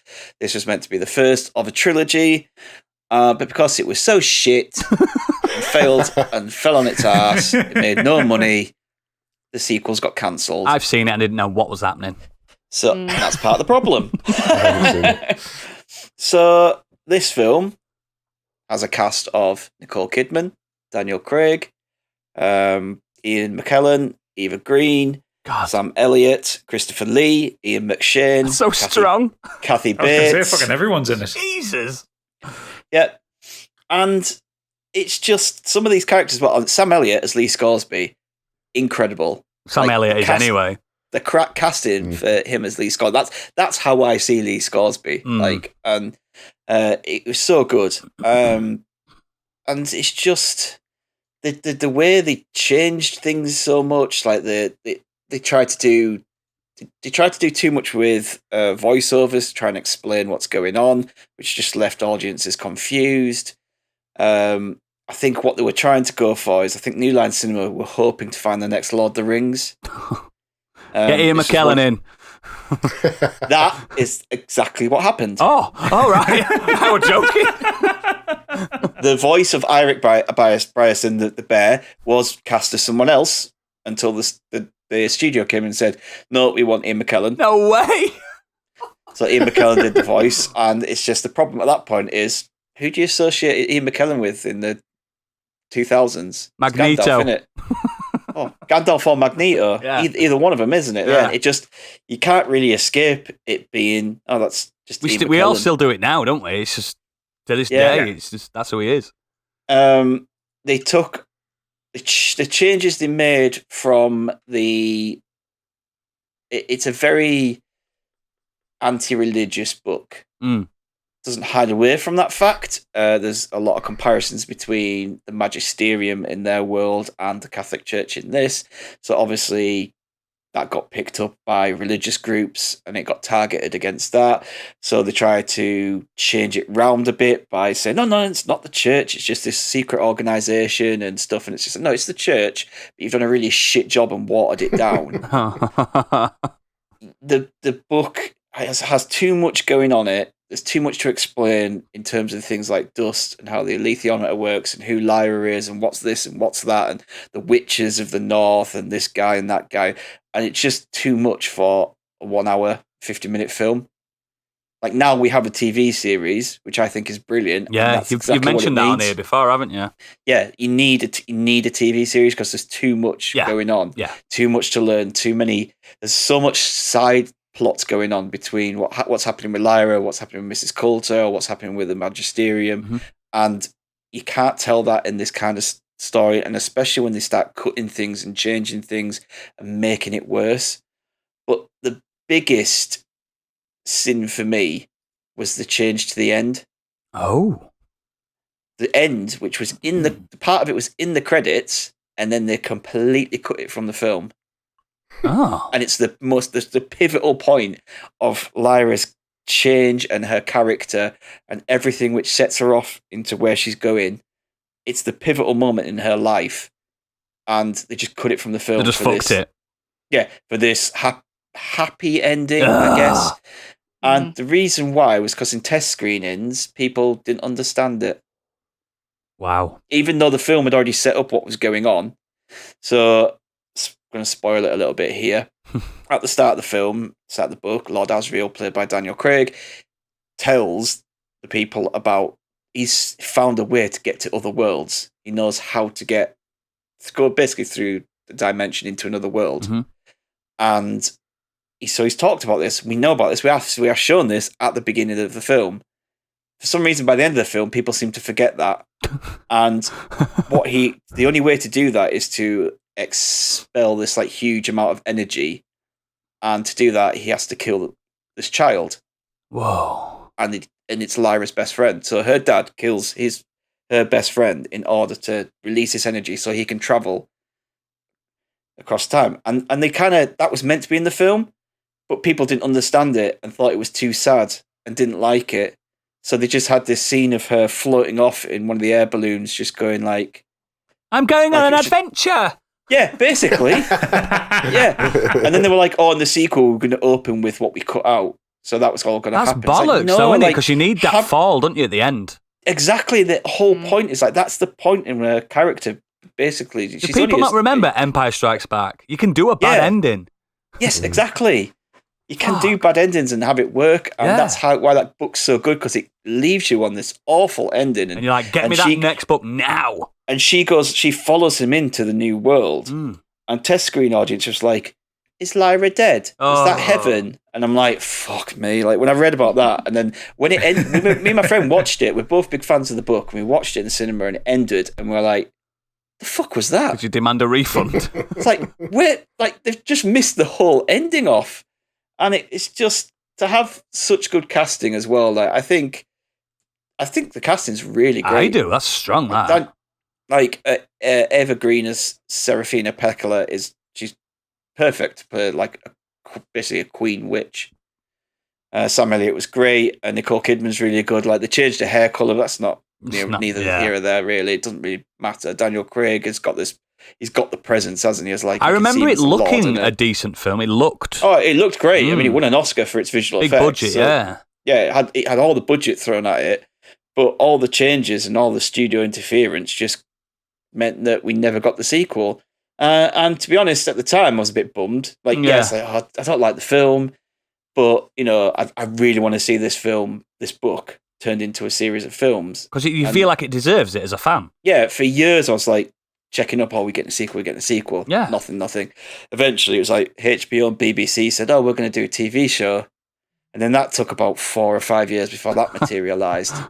But so I'm kind of in a way happy that this failed, and so they had another go at it. But the one thing that kind of annoys me more about it as well was that Philip Pullman pretty much just signed over the rights to this film. Did he?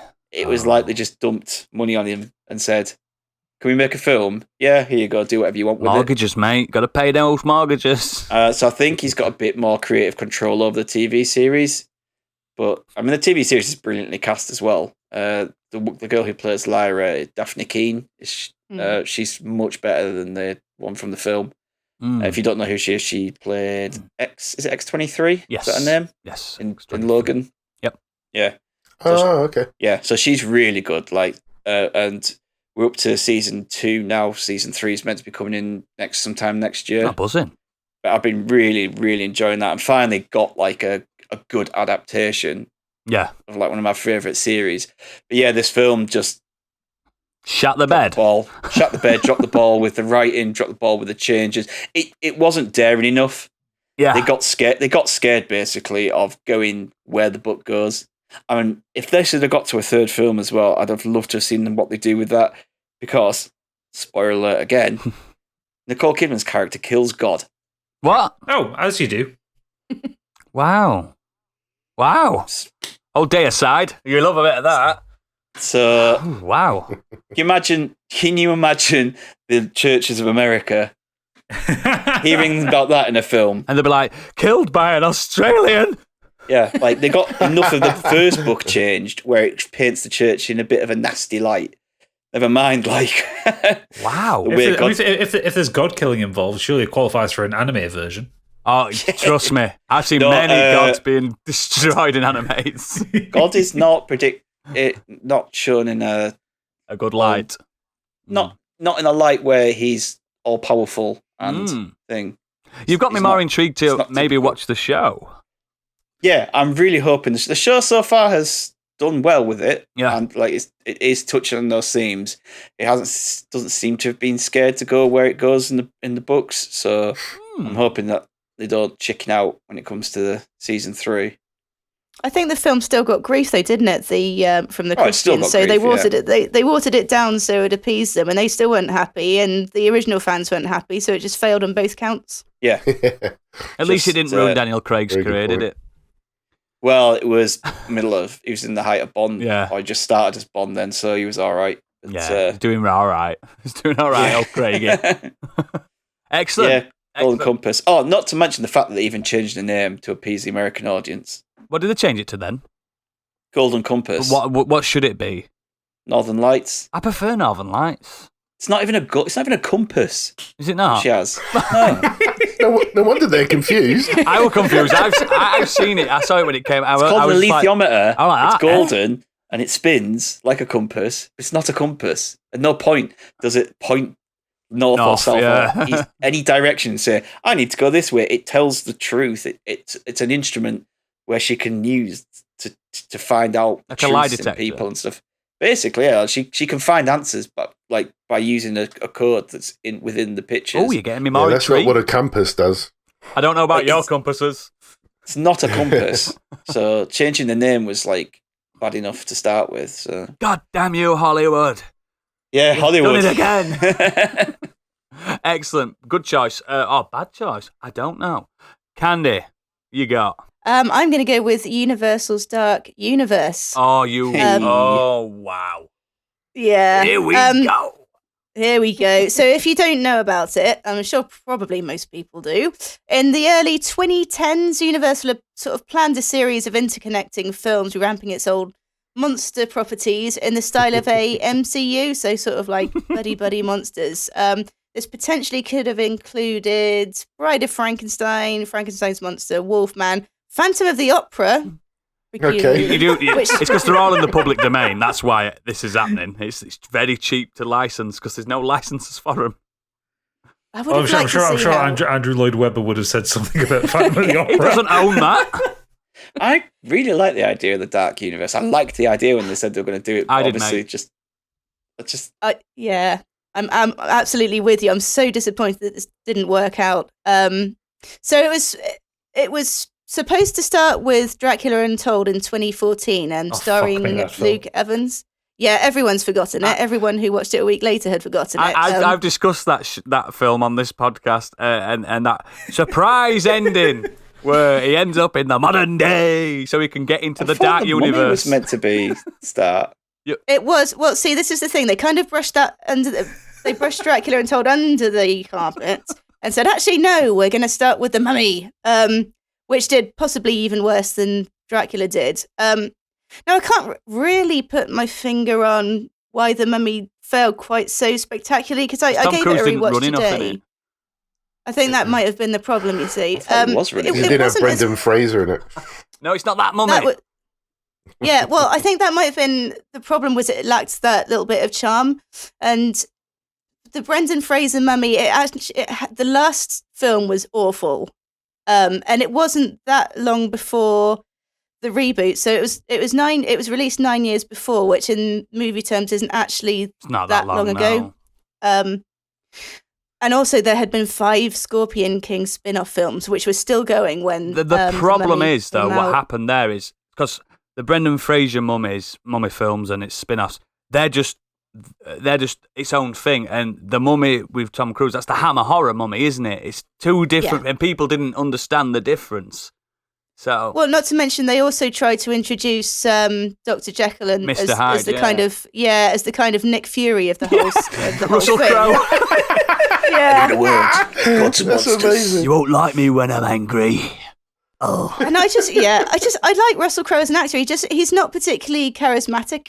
And that was the same with Tom Cruise. And I normally find him pretty good as an actor, as a good sort of action adventure actor. And it all fell a bit flat. It wasn't a bad film. It just wasn't ticking all the boxes, really. It was maybe just came out at the right time. A lot of it was set in England as well, wasn't it?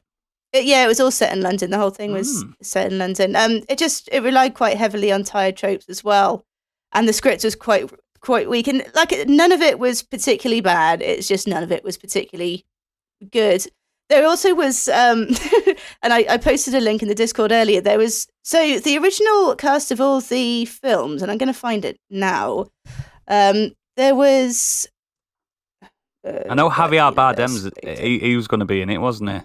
Yeah, and Johnny Depp. Here we go. Let's get him up here. They had a publicity shot, didn't they? They had it. It was already sorted. Oh yeah, the deals were signed. Deals were signed. So it's Russell Crowe, Javier Bardem, Tom Cruise, Johnny Depp, and I don't know who the lady is. That's the lady who's the mummy. The lady who's the mummy. Yeah, so her. The lady who is the mummy. Sophia Butella. That's right. So they'd all had this publicity shot, and it turns out it wasn't even, they hadn't all done it at the same time, and it's really quite obvious when you look at it. Photoshopped, isn't it? Photoshopped, and you can see Russell Crowe has just kind of got his arm up as if he's meant to be holding on to something, and there's just nothing there. So whether it was supposed to be a cane his or something, career. Yeah. Anyway, that's irrelevant. Who was supposed to be the Wolfman then? Was it Bardem or Depp? Depp was supposed to be the Invisible Man, I think. So they really could have got anyone to play him. They're not going to have Dorian Gray or anybody like that in it. Come on. I mean, maybe eventually that was part of the. You would assume that would be part of the plan. But anyway, these didn't see the light of day anyway. But I just wonder if they had maybe because Johnny Depp hadn't been in any hugely successful films within the past 5 years. I mean, he did. He was in that Mordecai, which was shortly He was before in Mordecai, this, which was bleak. Didn't he do The dreadful as Tourist? fuck. Is it called The Tourist or something like that? Yeah, that was panned as I well. was fucking shy. and The Lone Ranger as well, which also did pretty badly. Speaking Ranger. of failed franchises, there's one. The thing that ruined Armie Hammer's career and himself. No. Armie Hammer ruined Armie Hammer's career. Yeah, it did. Wow, I forgot about Lone Ranger. What a load of shite. Yeah, so it's a collection of middle-aged white guys as always, and I think maybe people have preconceived notions of these particular actors before they even go into it, and it maybe just wasn't exciting for people, and it may have suffered because of that. It's kind of a double-edged sword, isn't it, using big names like that? Maybe people's interest would have been a bit more piqued if it was slightly more unknown actors or slightly more. It's a shame because, in my opinion, like these are easy. Like I said, they're all in the public domain, so anyone can do a Dracula film. Anyone can do a Frankenstein. You know what I mean? Anyone do. That's why we always get them every few years. There's always going to be another Dracula film, another Frankenstein, all this, and it would have worked. But I would have loved to see it work. I remember them saying like the girl who played the mummy.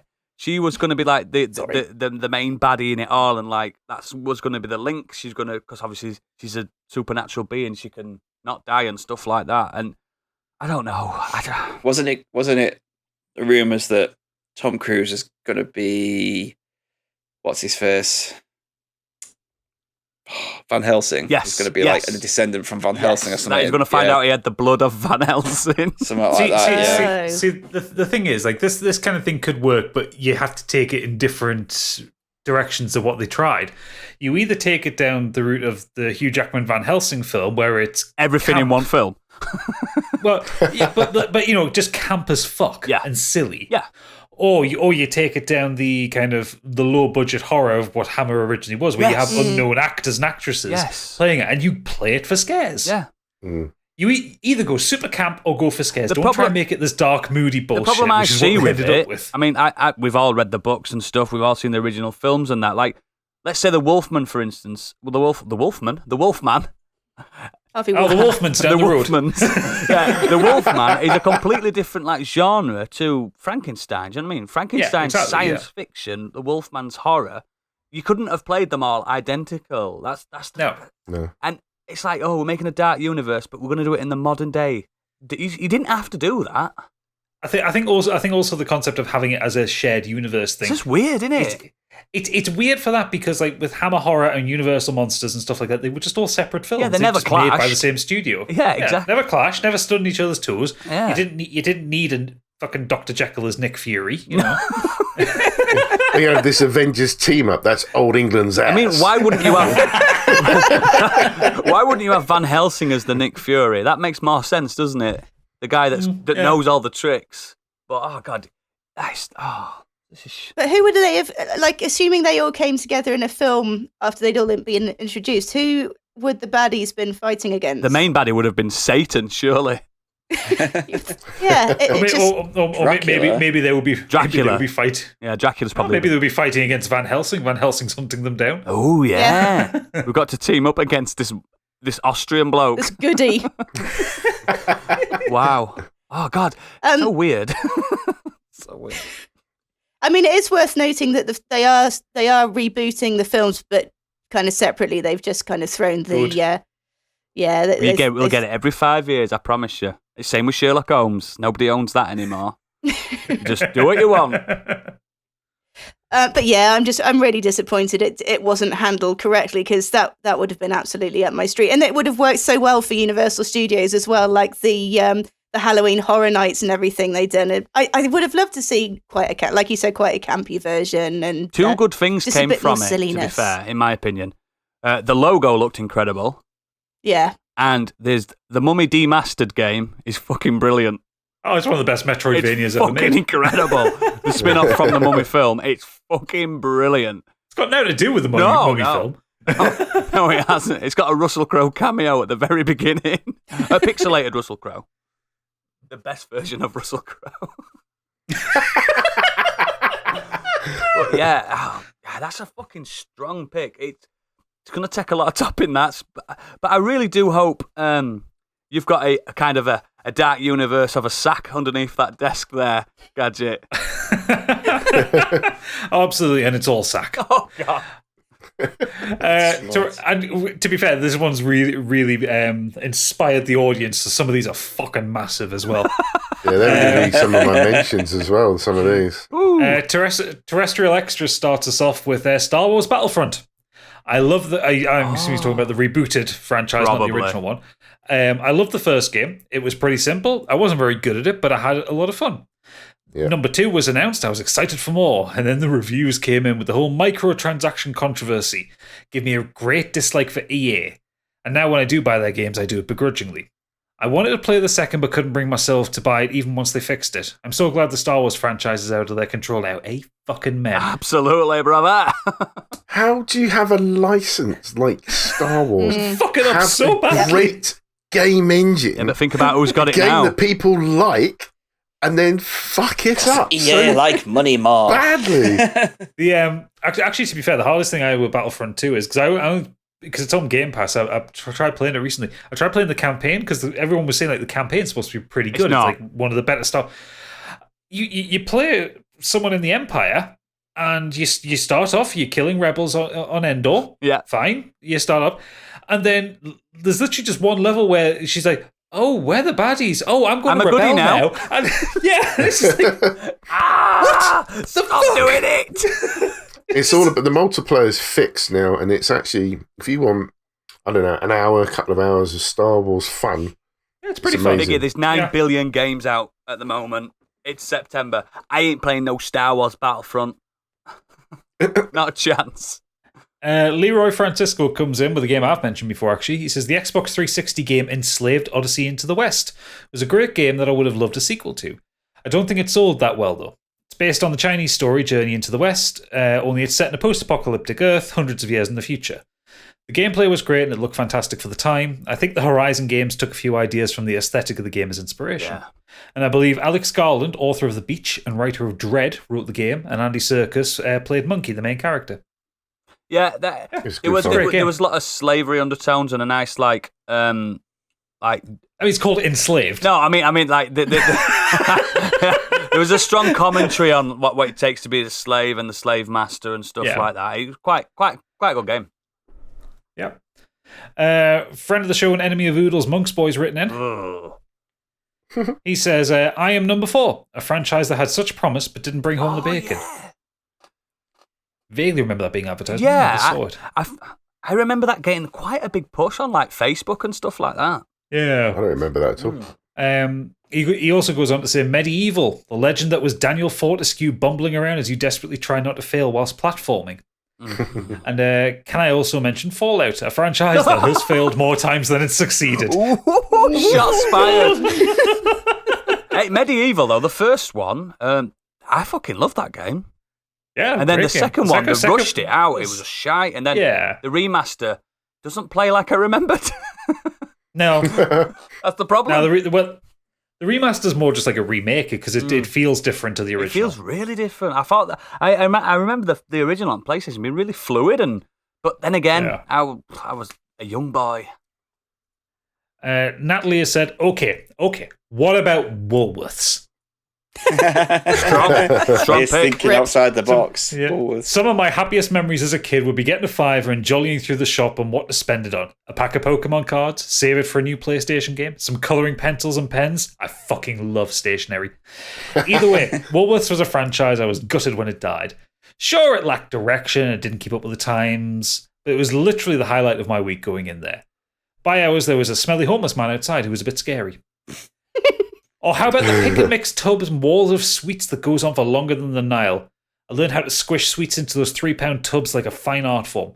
A finely curled giant snake to top it off, but avoid those hard sweets like the plague. Did I ever tell you about, I passed a job interview for Woolworths 2 weeks before the shutdown? Oh, you finished so it you're off, saying did you're you? responsible. I got accepted and everything. You're the category. I got accepted and I obviously never got to orientation.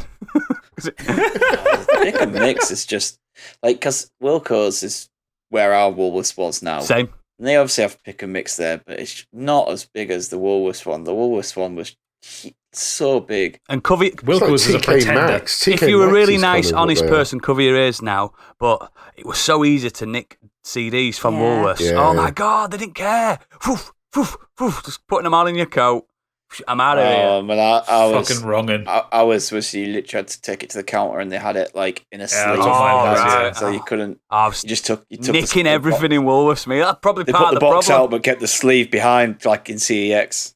I got PJ and Duncan's album on cassette from Woolworths. Mm. It's my strongest memory. Ready to rumble. It's brilliant. I used to get the pick and mix and eat them as I was putting them in Yeah, as they well. still do that, Yeah, mate. got to. Still do that in Got Got to Tesco. sample them. My daughter does like she's like that, just eating. I was just like, stop doing that. We're not bringing you again. Rob Shack has come in saying a failed franchise fairly fresh on the mind has to be Anthem. Yeah. I pre-ordered the game, paid full price, Same. but actually enjoyed the 50-ish hours I played of the campaign. That being said, it was basically dead on arrival, and a pitiful effort to support and resuscitate the game predictably fell a few marathons short of the desired finish line. Its demise highlighted many things wrong with the gaming industry today, such as half-baked products shipped to naive fools like myself becoming the norm at launch, and No Man's Sky levels of commitment to the project by the devs because it won't make a fuck ton of coin for them as quickly as possible, so it's easy to bin it off and move to the next teat to the milk. What? That doesn't make English. Bin it off and move on to the next teat to milk. There you go. There we go. Yeah. But yeah, I got Bloody Irish. I got that because I was weaning myself off of Destiny, and I finished the So you went for a Destiny yeah, clone. I finished that campaign, and I didn't know about the fact that the starting gun's the best gun in the game, and I struggled. I got it for free with my graphics card, and I wanted a refund. yeah, it's Dreadful. It's good. It My looked favourite was pretty. It's good for the first 10 minutes of flying around. That's the problem, and then it Do you just remember that video when someone joined the game for the first time in a raid and joined it at the end of the game? Yeah. Yeah. They're trying to kick the poor guy out saying, have you not played this before? No, it's my first time. Oh, you need to leave. yeah. Oh, it's so what a failure. Rob finishes off saying the mechanics and the basics of the game were bloody great and should be picked up and done properly from scratch by competent developers. And I still can't wrap my head around BioWare being this incompetent. I can. Oh, yeah. They did though. They tried. They tried to rebuild it and then they canned that as well. BioWare, Yeah. they've been dropping the ball for ages, like fucking Andromeda and Dining out on previous success. yeah, it's Yeah. shite. John Cheatham has said, Terminator. They just can't get this right. An invincible man from the future who has come to kill you should be fertile ground for action and horror. Two genres the original film splits the difference on basically perfectly. They keep trying to remake the classic blockbuster redefining first sequel with the barrel-scraping turd that is Genesis being the franchise's lowest ebb. Genesis. Genesis, yeah. There's been so much Sarah Connor that she's been played by both Cersei and Khaleesi. Dracula. That's nothing compared to the procession of John Connors that have pouted across the screen. Oh, See, this is Perhaps- interest, isn't it? Sorry. Yeah. It's technically it's not failed financially. no, it's not. Artistic, They make money artistically, after the Yeah, first two, it's artistically, just a critically as shit. well. yeah. Perhaps it's the old problem of narrative potential slaughtered on the altar of law. Yeah. They keep wheeling out Arnie, the stakes are always planetary because it's hard to one-up a world-killing, self-aware AI, but it's all forgettable and they reboot it again in a couple of years later. I enjoyed Dark Fate with its bevy of arse-kicking leading ladies while I was watching it, but I'd be hard-pressed to tell you anything that happens in that movie. A failed franchise that contains two of the best sci-fi movies ever made, but at this point it's a total failure nonetheless. Ba-bum, Yeah. ba-bum. I love how they keep wheeling Arnie out and then having to come up with backstories to explain why he's old, why he's shorter. and Genuinely, older. Dark Just like- Fate's the best attempt to. Yeah, apart from the fact that it was just like, oh, this Terminator completed he his ages. job, so he went and became a family man. Yeah. It's like- And they even say in that film, he doesn't have sex with me. It's not a sexual relationship. He's just my husband. just looks after her. We can all relate to that, can't we? Ray has said the Deus Ex franchise has been receiving love for decades, but after the less than expected commercial performance of Mankind Divided, sequel development was put on hiatus despite good reviews. The word hiatus may sound like the brand hasn't been gutted, but considering the copyright holder Square Enix has been shifting its focus to MMO, mobile game, and even manga publishing, the break may be indefinite. And this is how ridiculous. Like, Mankind Divided is a great game. It ends a bit too early, but it is a great game. Square Enix wanted it to sell 5 million copies. Stupid. It's a fucking Deus Ex game. Stupid bastards. It's a hardcore sci-fi cyberpunk game. It's never going to sell 5 million copies. I all to this day, I adore the original. Yeah. I love all of them. I think they've been brilliant. Invisible War. Off Invisible War. Come on, you did I Give up. still enjoy playing it. It's not the best one by any means. I enjoyed it, though. I don't think it's ever hit the heights of the original. The ones on the PS4, yeah, fine. I liked them. I don't like his voice. Hey, I'm gonna go inside that building. I can't even do his He voice. sounds like Snake. No, he doesn't. He sounds worse. Yes, he does. No, the wanted him to sound like Snake. Anyway, Ray goes on to say, it reminds me of Shadowrun. Shadowrun Return game trilogy are delivering better and better gameplay, stories, and characters as the series progresses. But because the tabletop game they based it on is owned by Microsoft as part of an acquisition, the studio that made Return found it a monumental task to negotiate further deals to use the IP, putting the title in hibernation.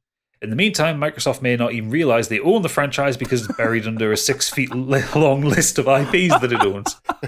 As a fan of these two titles, the future isn't very bright for me. Copyright is essential for protecting creators. However, in some cases, it's left good franchises sitting in the vaults of big corporations, never to see the sunlight for years, if ever. I can only wish there would be a way around these copyright hogging practices. Which is why I keep saying Konami needs to let go of Silent Hill. Metal Gear. Metal Gear. Debbie Punky has come in with another fucking essay, hasn't he? He won't email in for ages, and then when he comes back, this on there. Yeah, you did. This is your fault. Is this unabridged? So, unabridged. Oh, We'll just let the hatred flow. strap in. So If he was drunk, it was probably written under a bridge. Dearest mountainous estaminets. Wow. I'll take it. Yeah, don't even. Yeah. A pleasure, as always, to be writing into the Fantastic Four. Failed franchises this time. Stig reached through the digital expanse of Discord and violently fingered an old wound with a salty digit this week.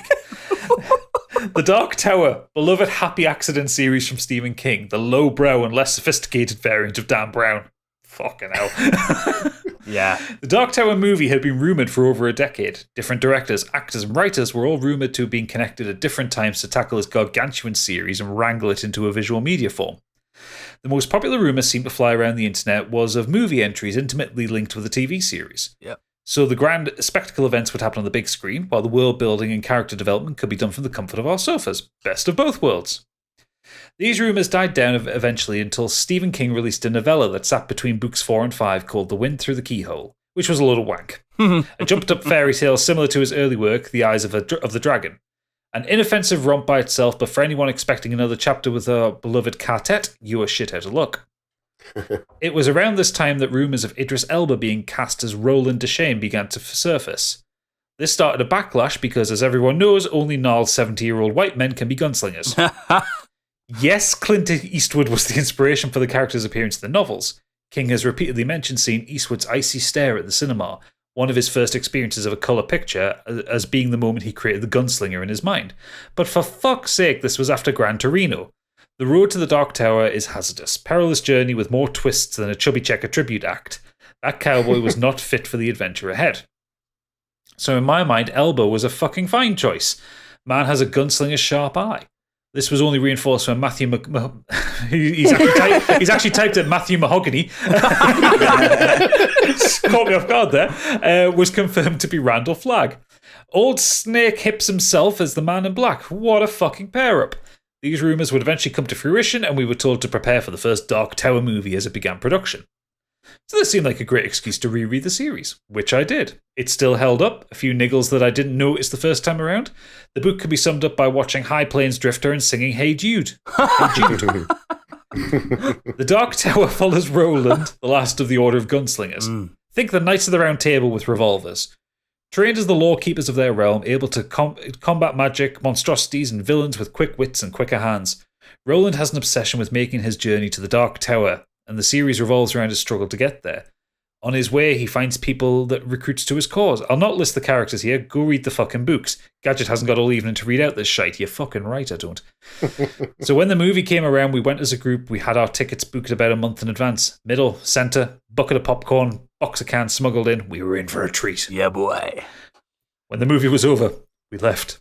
There wasn't the usual raucous chatter that usually erupted as we all entered cinematic critic mode.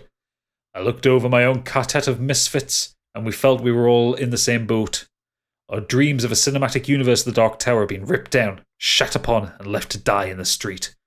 So what went wrong? Without exaggeration, everything. This is one of those malfactors that just alienates fans of the source material and leaves newcomers nonplussed. I'd hate to think the amount of people who've watched this decomposing mountain of wank and thought to themselves, well, I'm glad I never wasted my time reading the books. I can think of no greater sin, and everybody involved should be fucking ashamed of themselves. This was truly the wind through the keyhole all over again. This movie has forgotten the face of its franchise. Genuinely a bit sad now. Deadbeat punk. Yeah, he's not wrong. That film, it's one of my favourite series of books ever. Like, I mean, I don't know if I agree with him, but I don't think Gunslinger's the best. I don't think he said Gunslinger's the best book, but for me, no, he didn't. It's number 2, The Drawing of the Threes. That's what that fucking got me right into it. But that film, Yeah, same. that film, it's just shit. I got excited in. You seen the movie The Mist? Yeah. There's a scene in there where one of the characters drawing a painting. Yeah, I know. And it's the Dark Tower. Yeah. And I was just like, oh my God, there's a movie coming. They're hinting at it. I was just so excited. You got Randall Flagg. He always appears, doesn't he? And everything. It's just, it's just, it does my fucking head in. I don't even think Stephen King fucking cares. That's the problem. No, he didn't care. It's a fucking problem. It'd make a good TV series, though. Yeah, That's the point. That was the idea. Yeah. To do part of it. It was meant to be a mixture Did of they do the films Stand and TV show? They have. Yeah, it was all right. Yeah. Never mind. I love that book as well. Yeah, just because the film's shit, don't miss out on the books. Please. Just, read the books. Yeah, great. So Nimrod Hicks has come in saying, Dear Monotonous Enunciations. Ooh.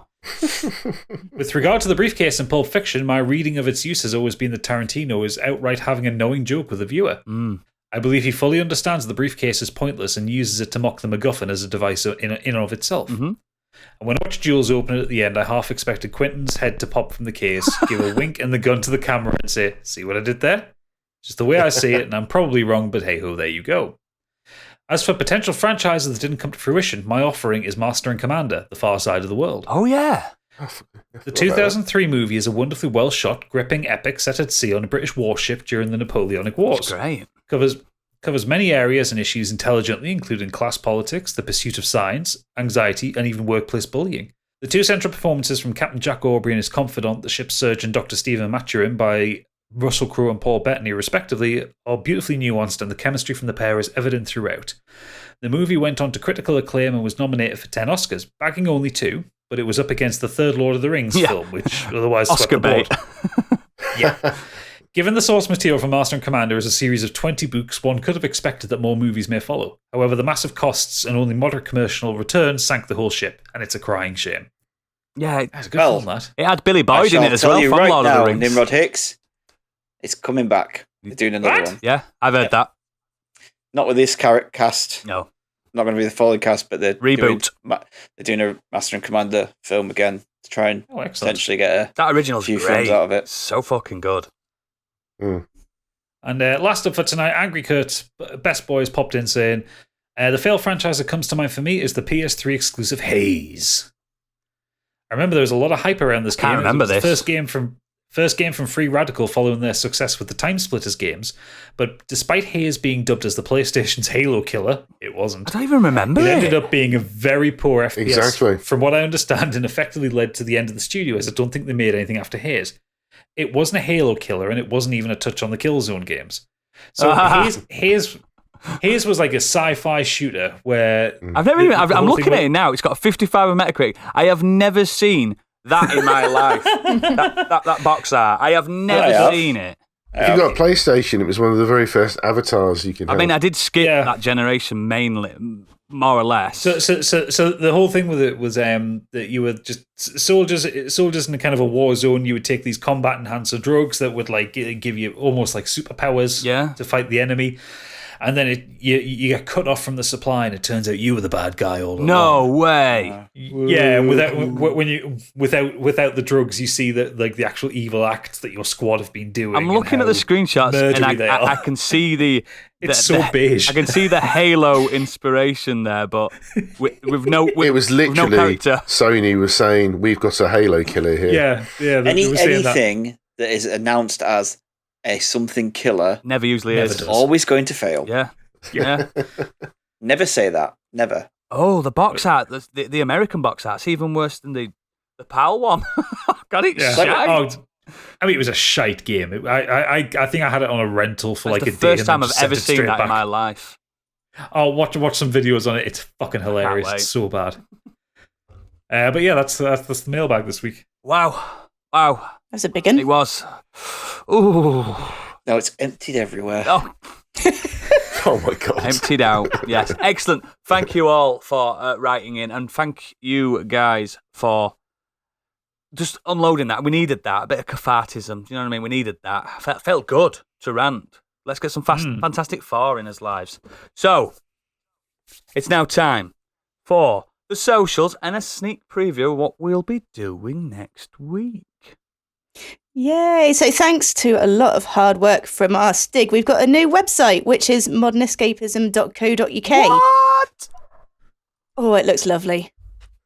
Very slick, Stig. Thank you. It Fucking looks, with this thing. I know it's frustrating I thought for we you, were but it going to looks lose really this good.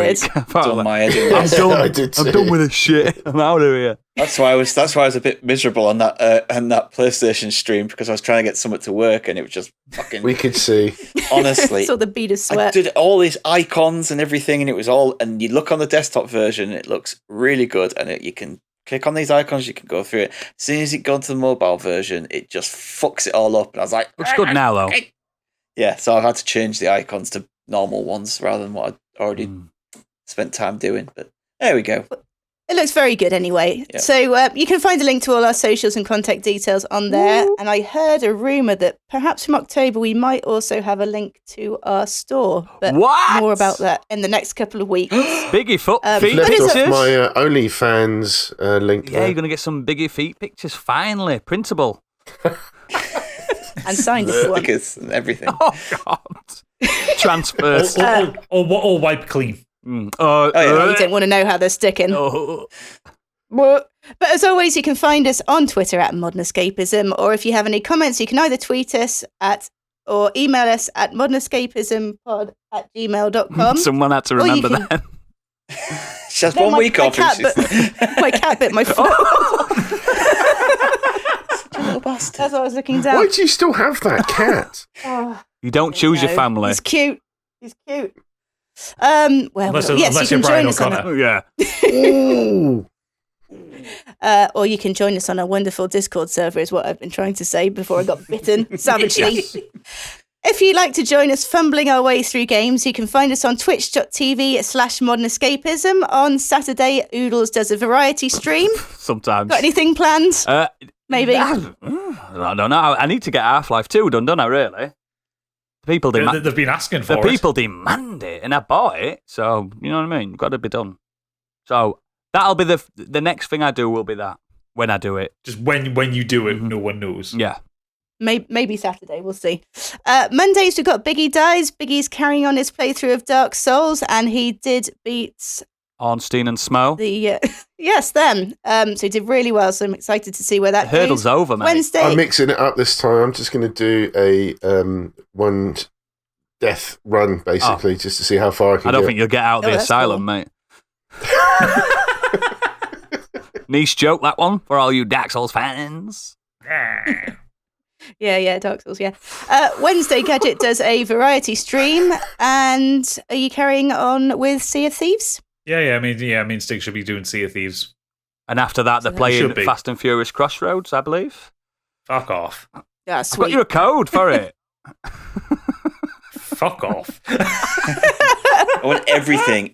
The game. I want the games played. Yeah. I want the TV show watched. I want everything in this franchise. When me and Stig did Loki, we got right into it, didn't we, pal?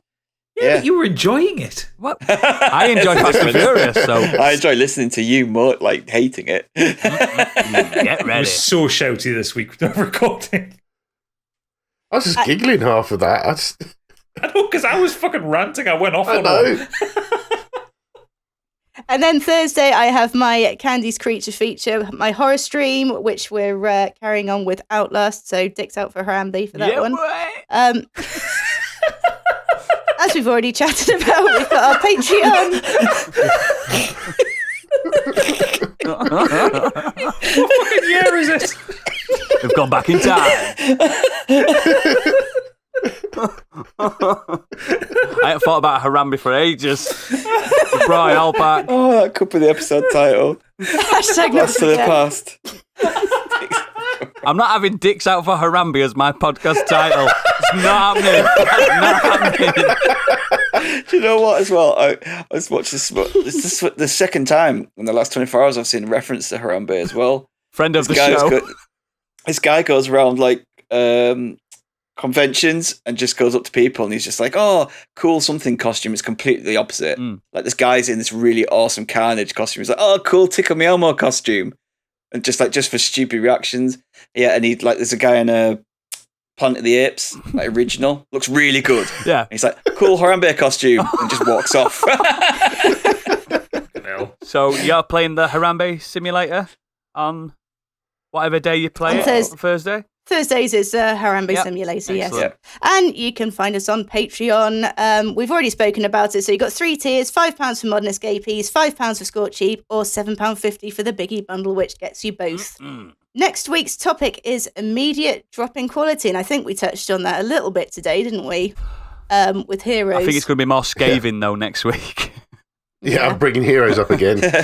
Yeah, so what this is basically is we're not talking about a gradual drop where something got worse and worse as it went on.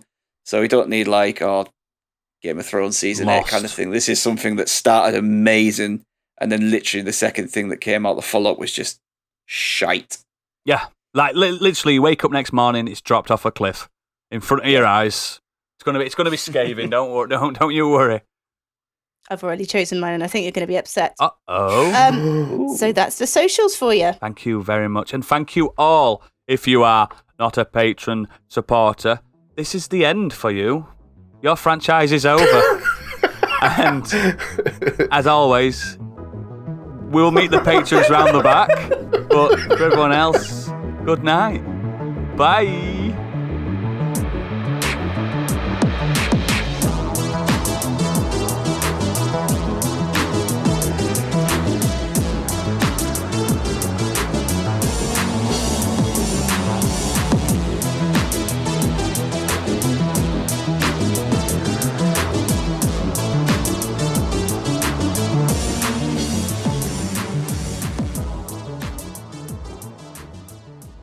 Do you like that intro? It was very good. Yeah, I'd like to say that I intro. wrote it, but I didn't. You did. I literally copied that. No. Did you? Oh yeah, sorry. I, on some articles I was reading, I was like, "That's a really good intro to this article. I'm going to steal it." Sorry.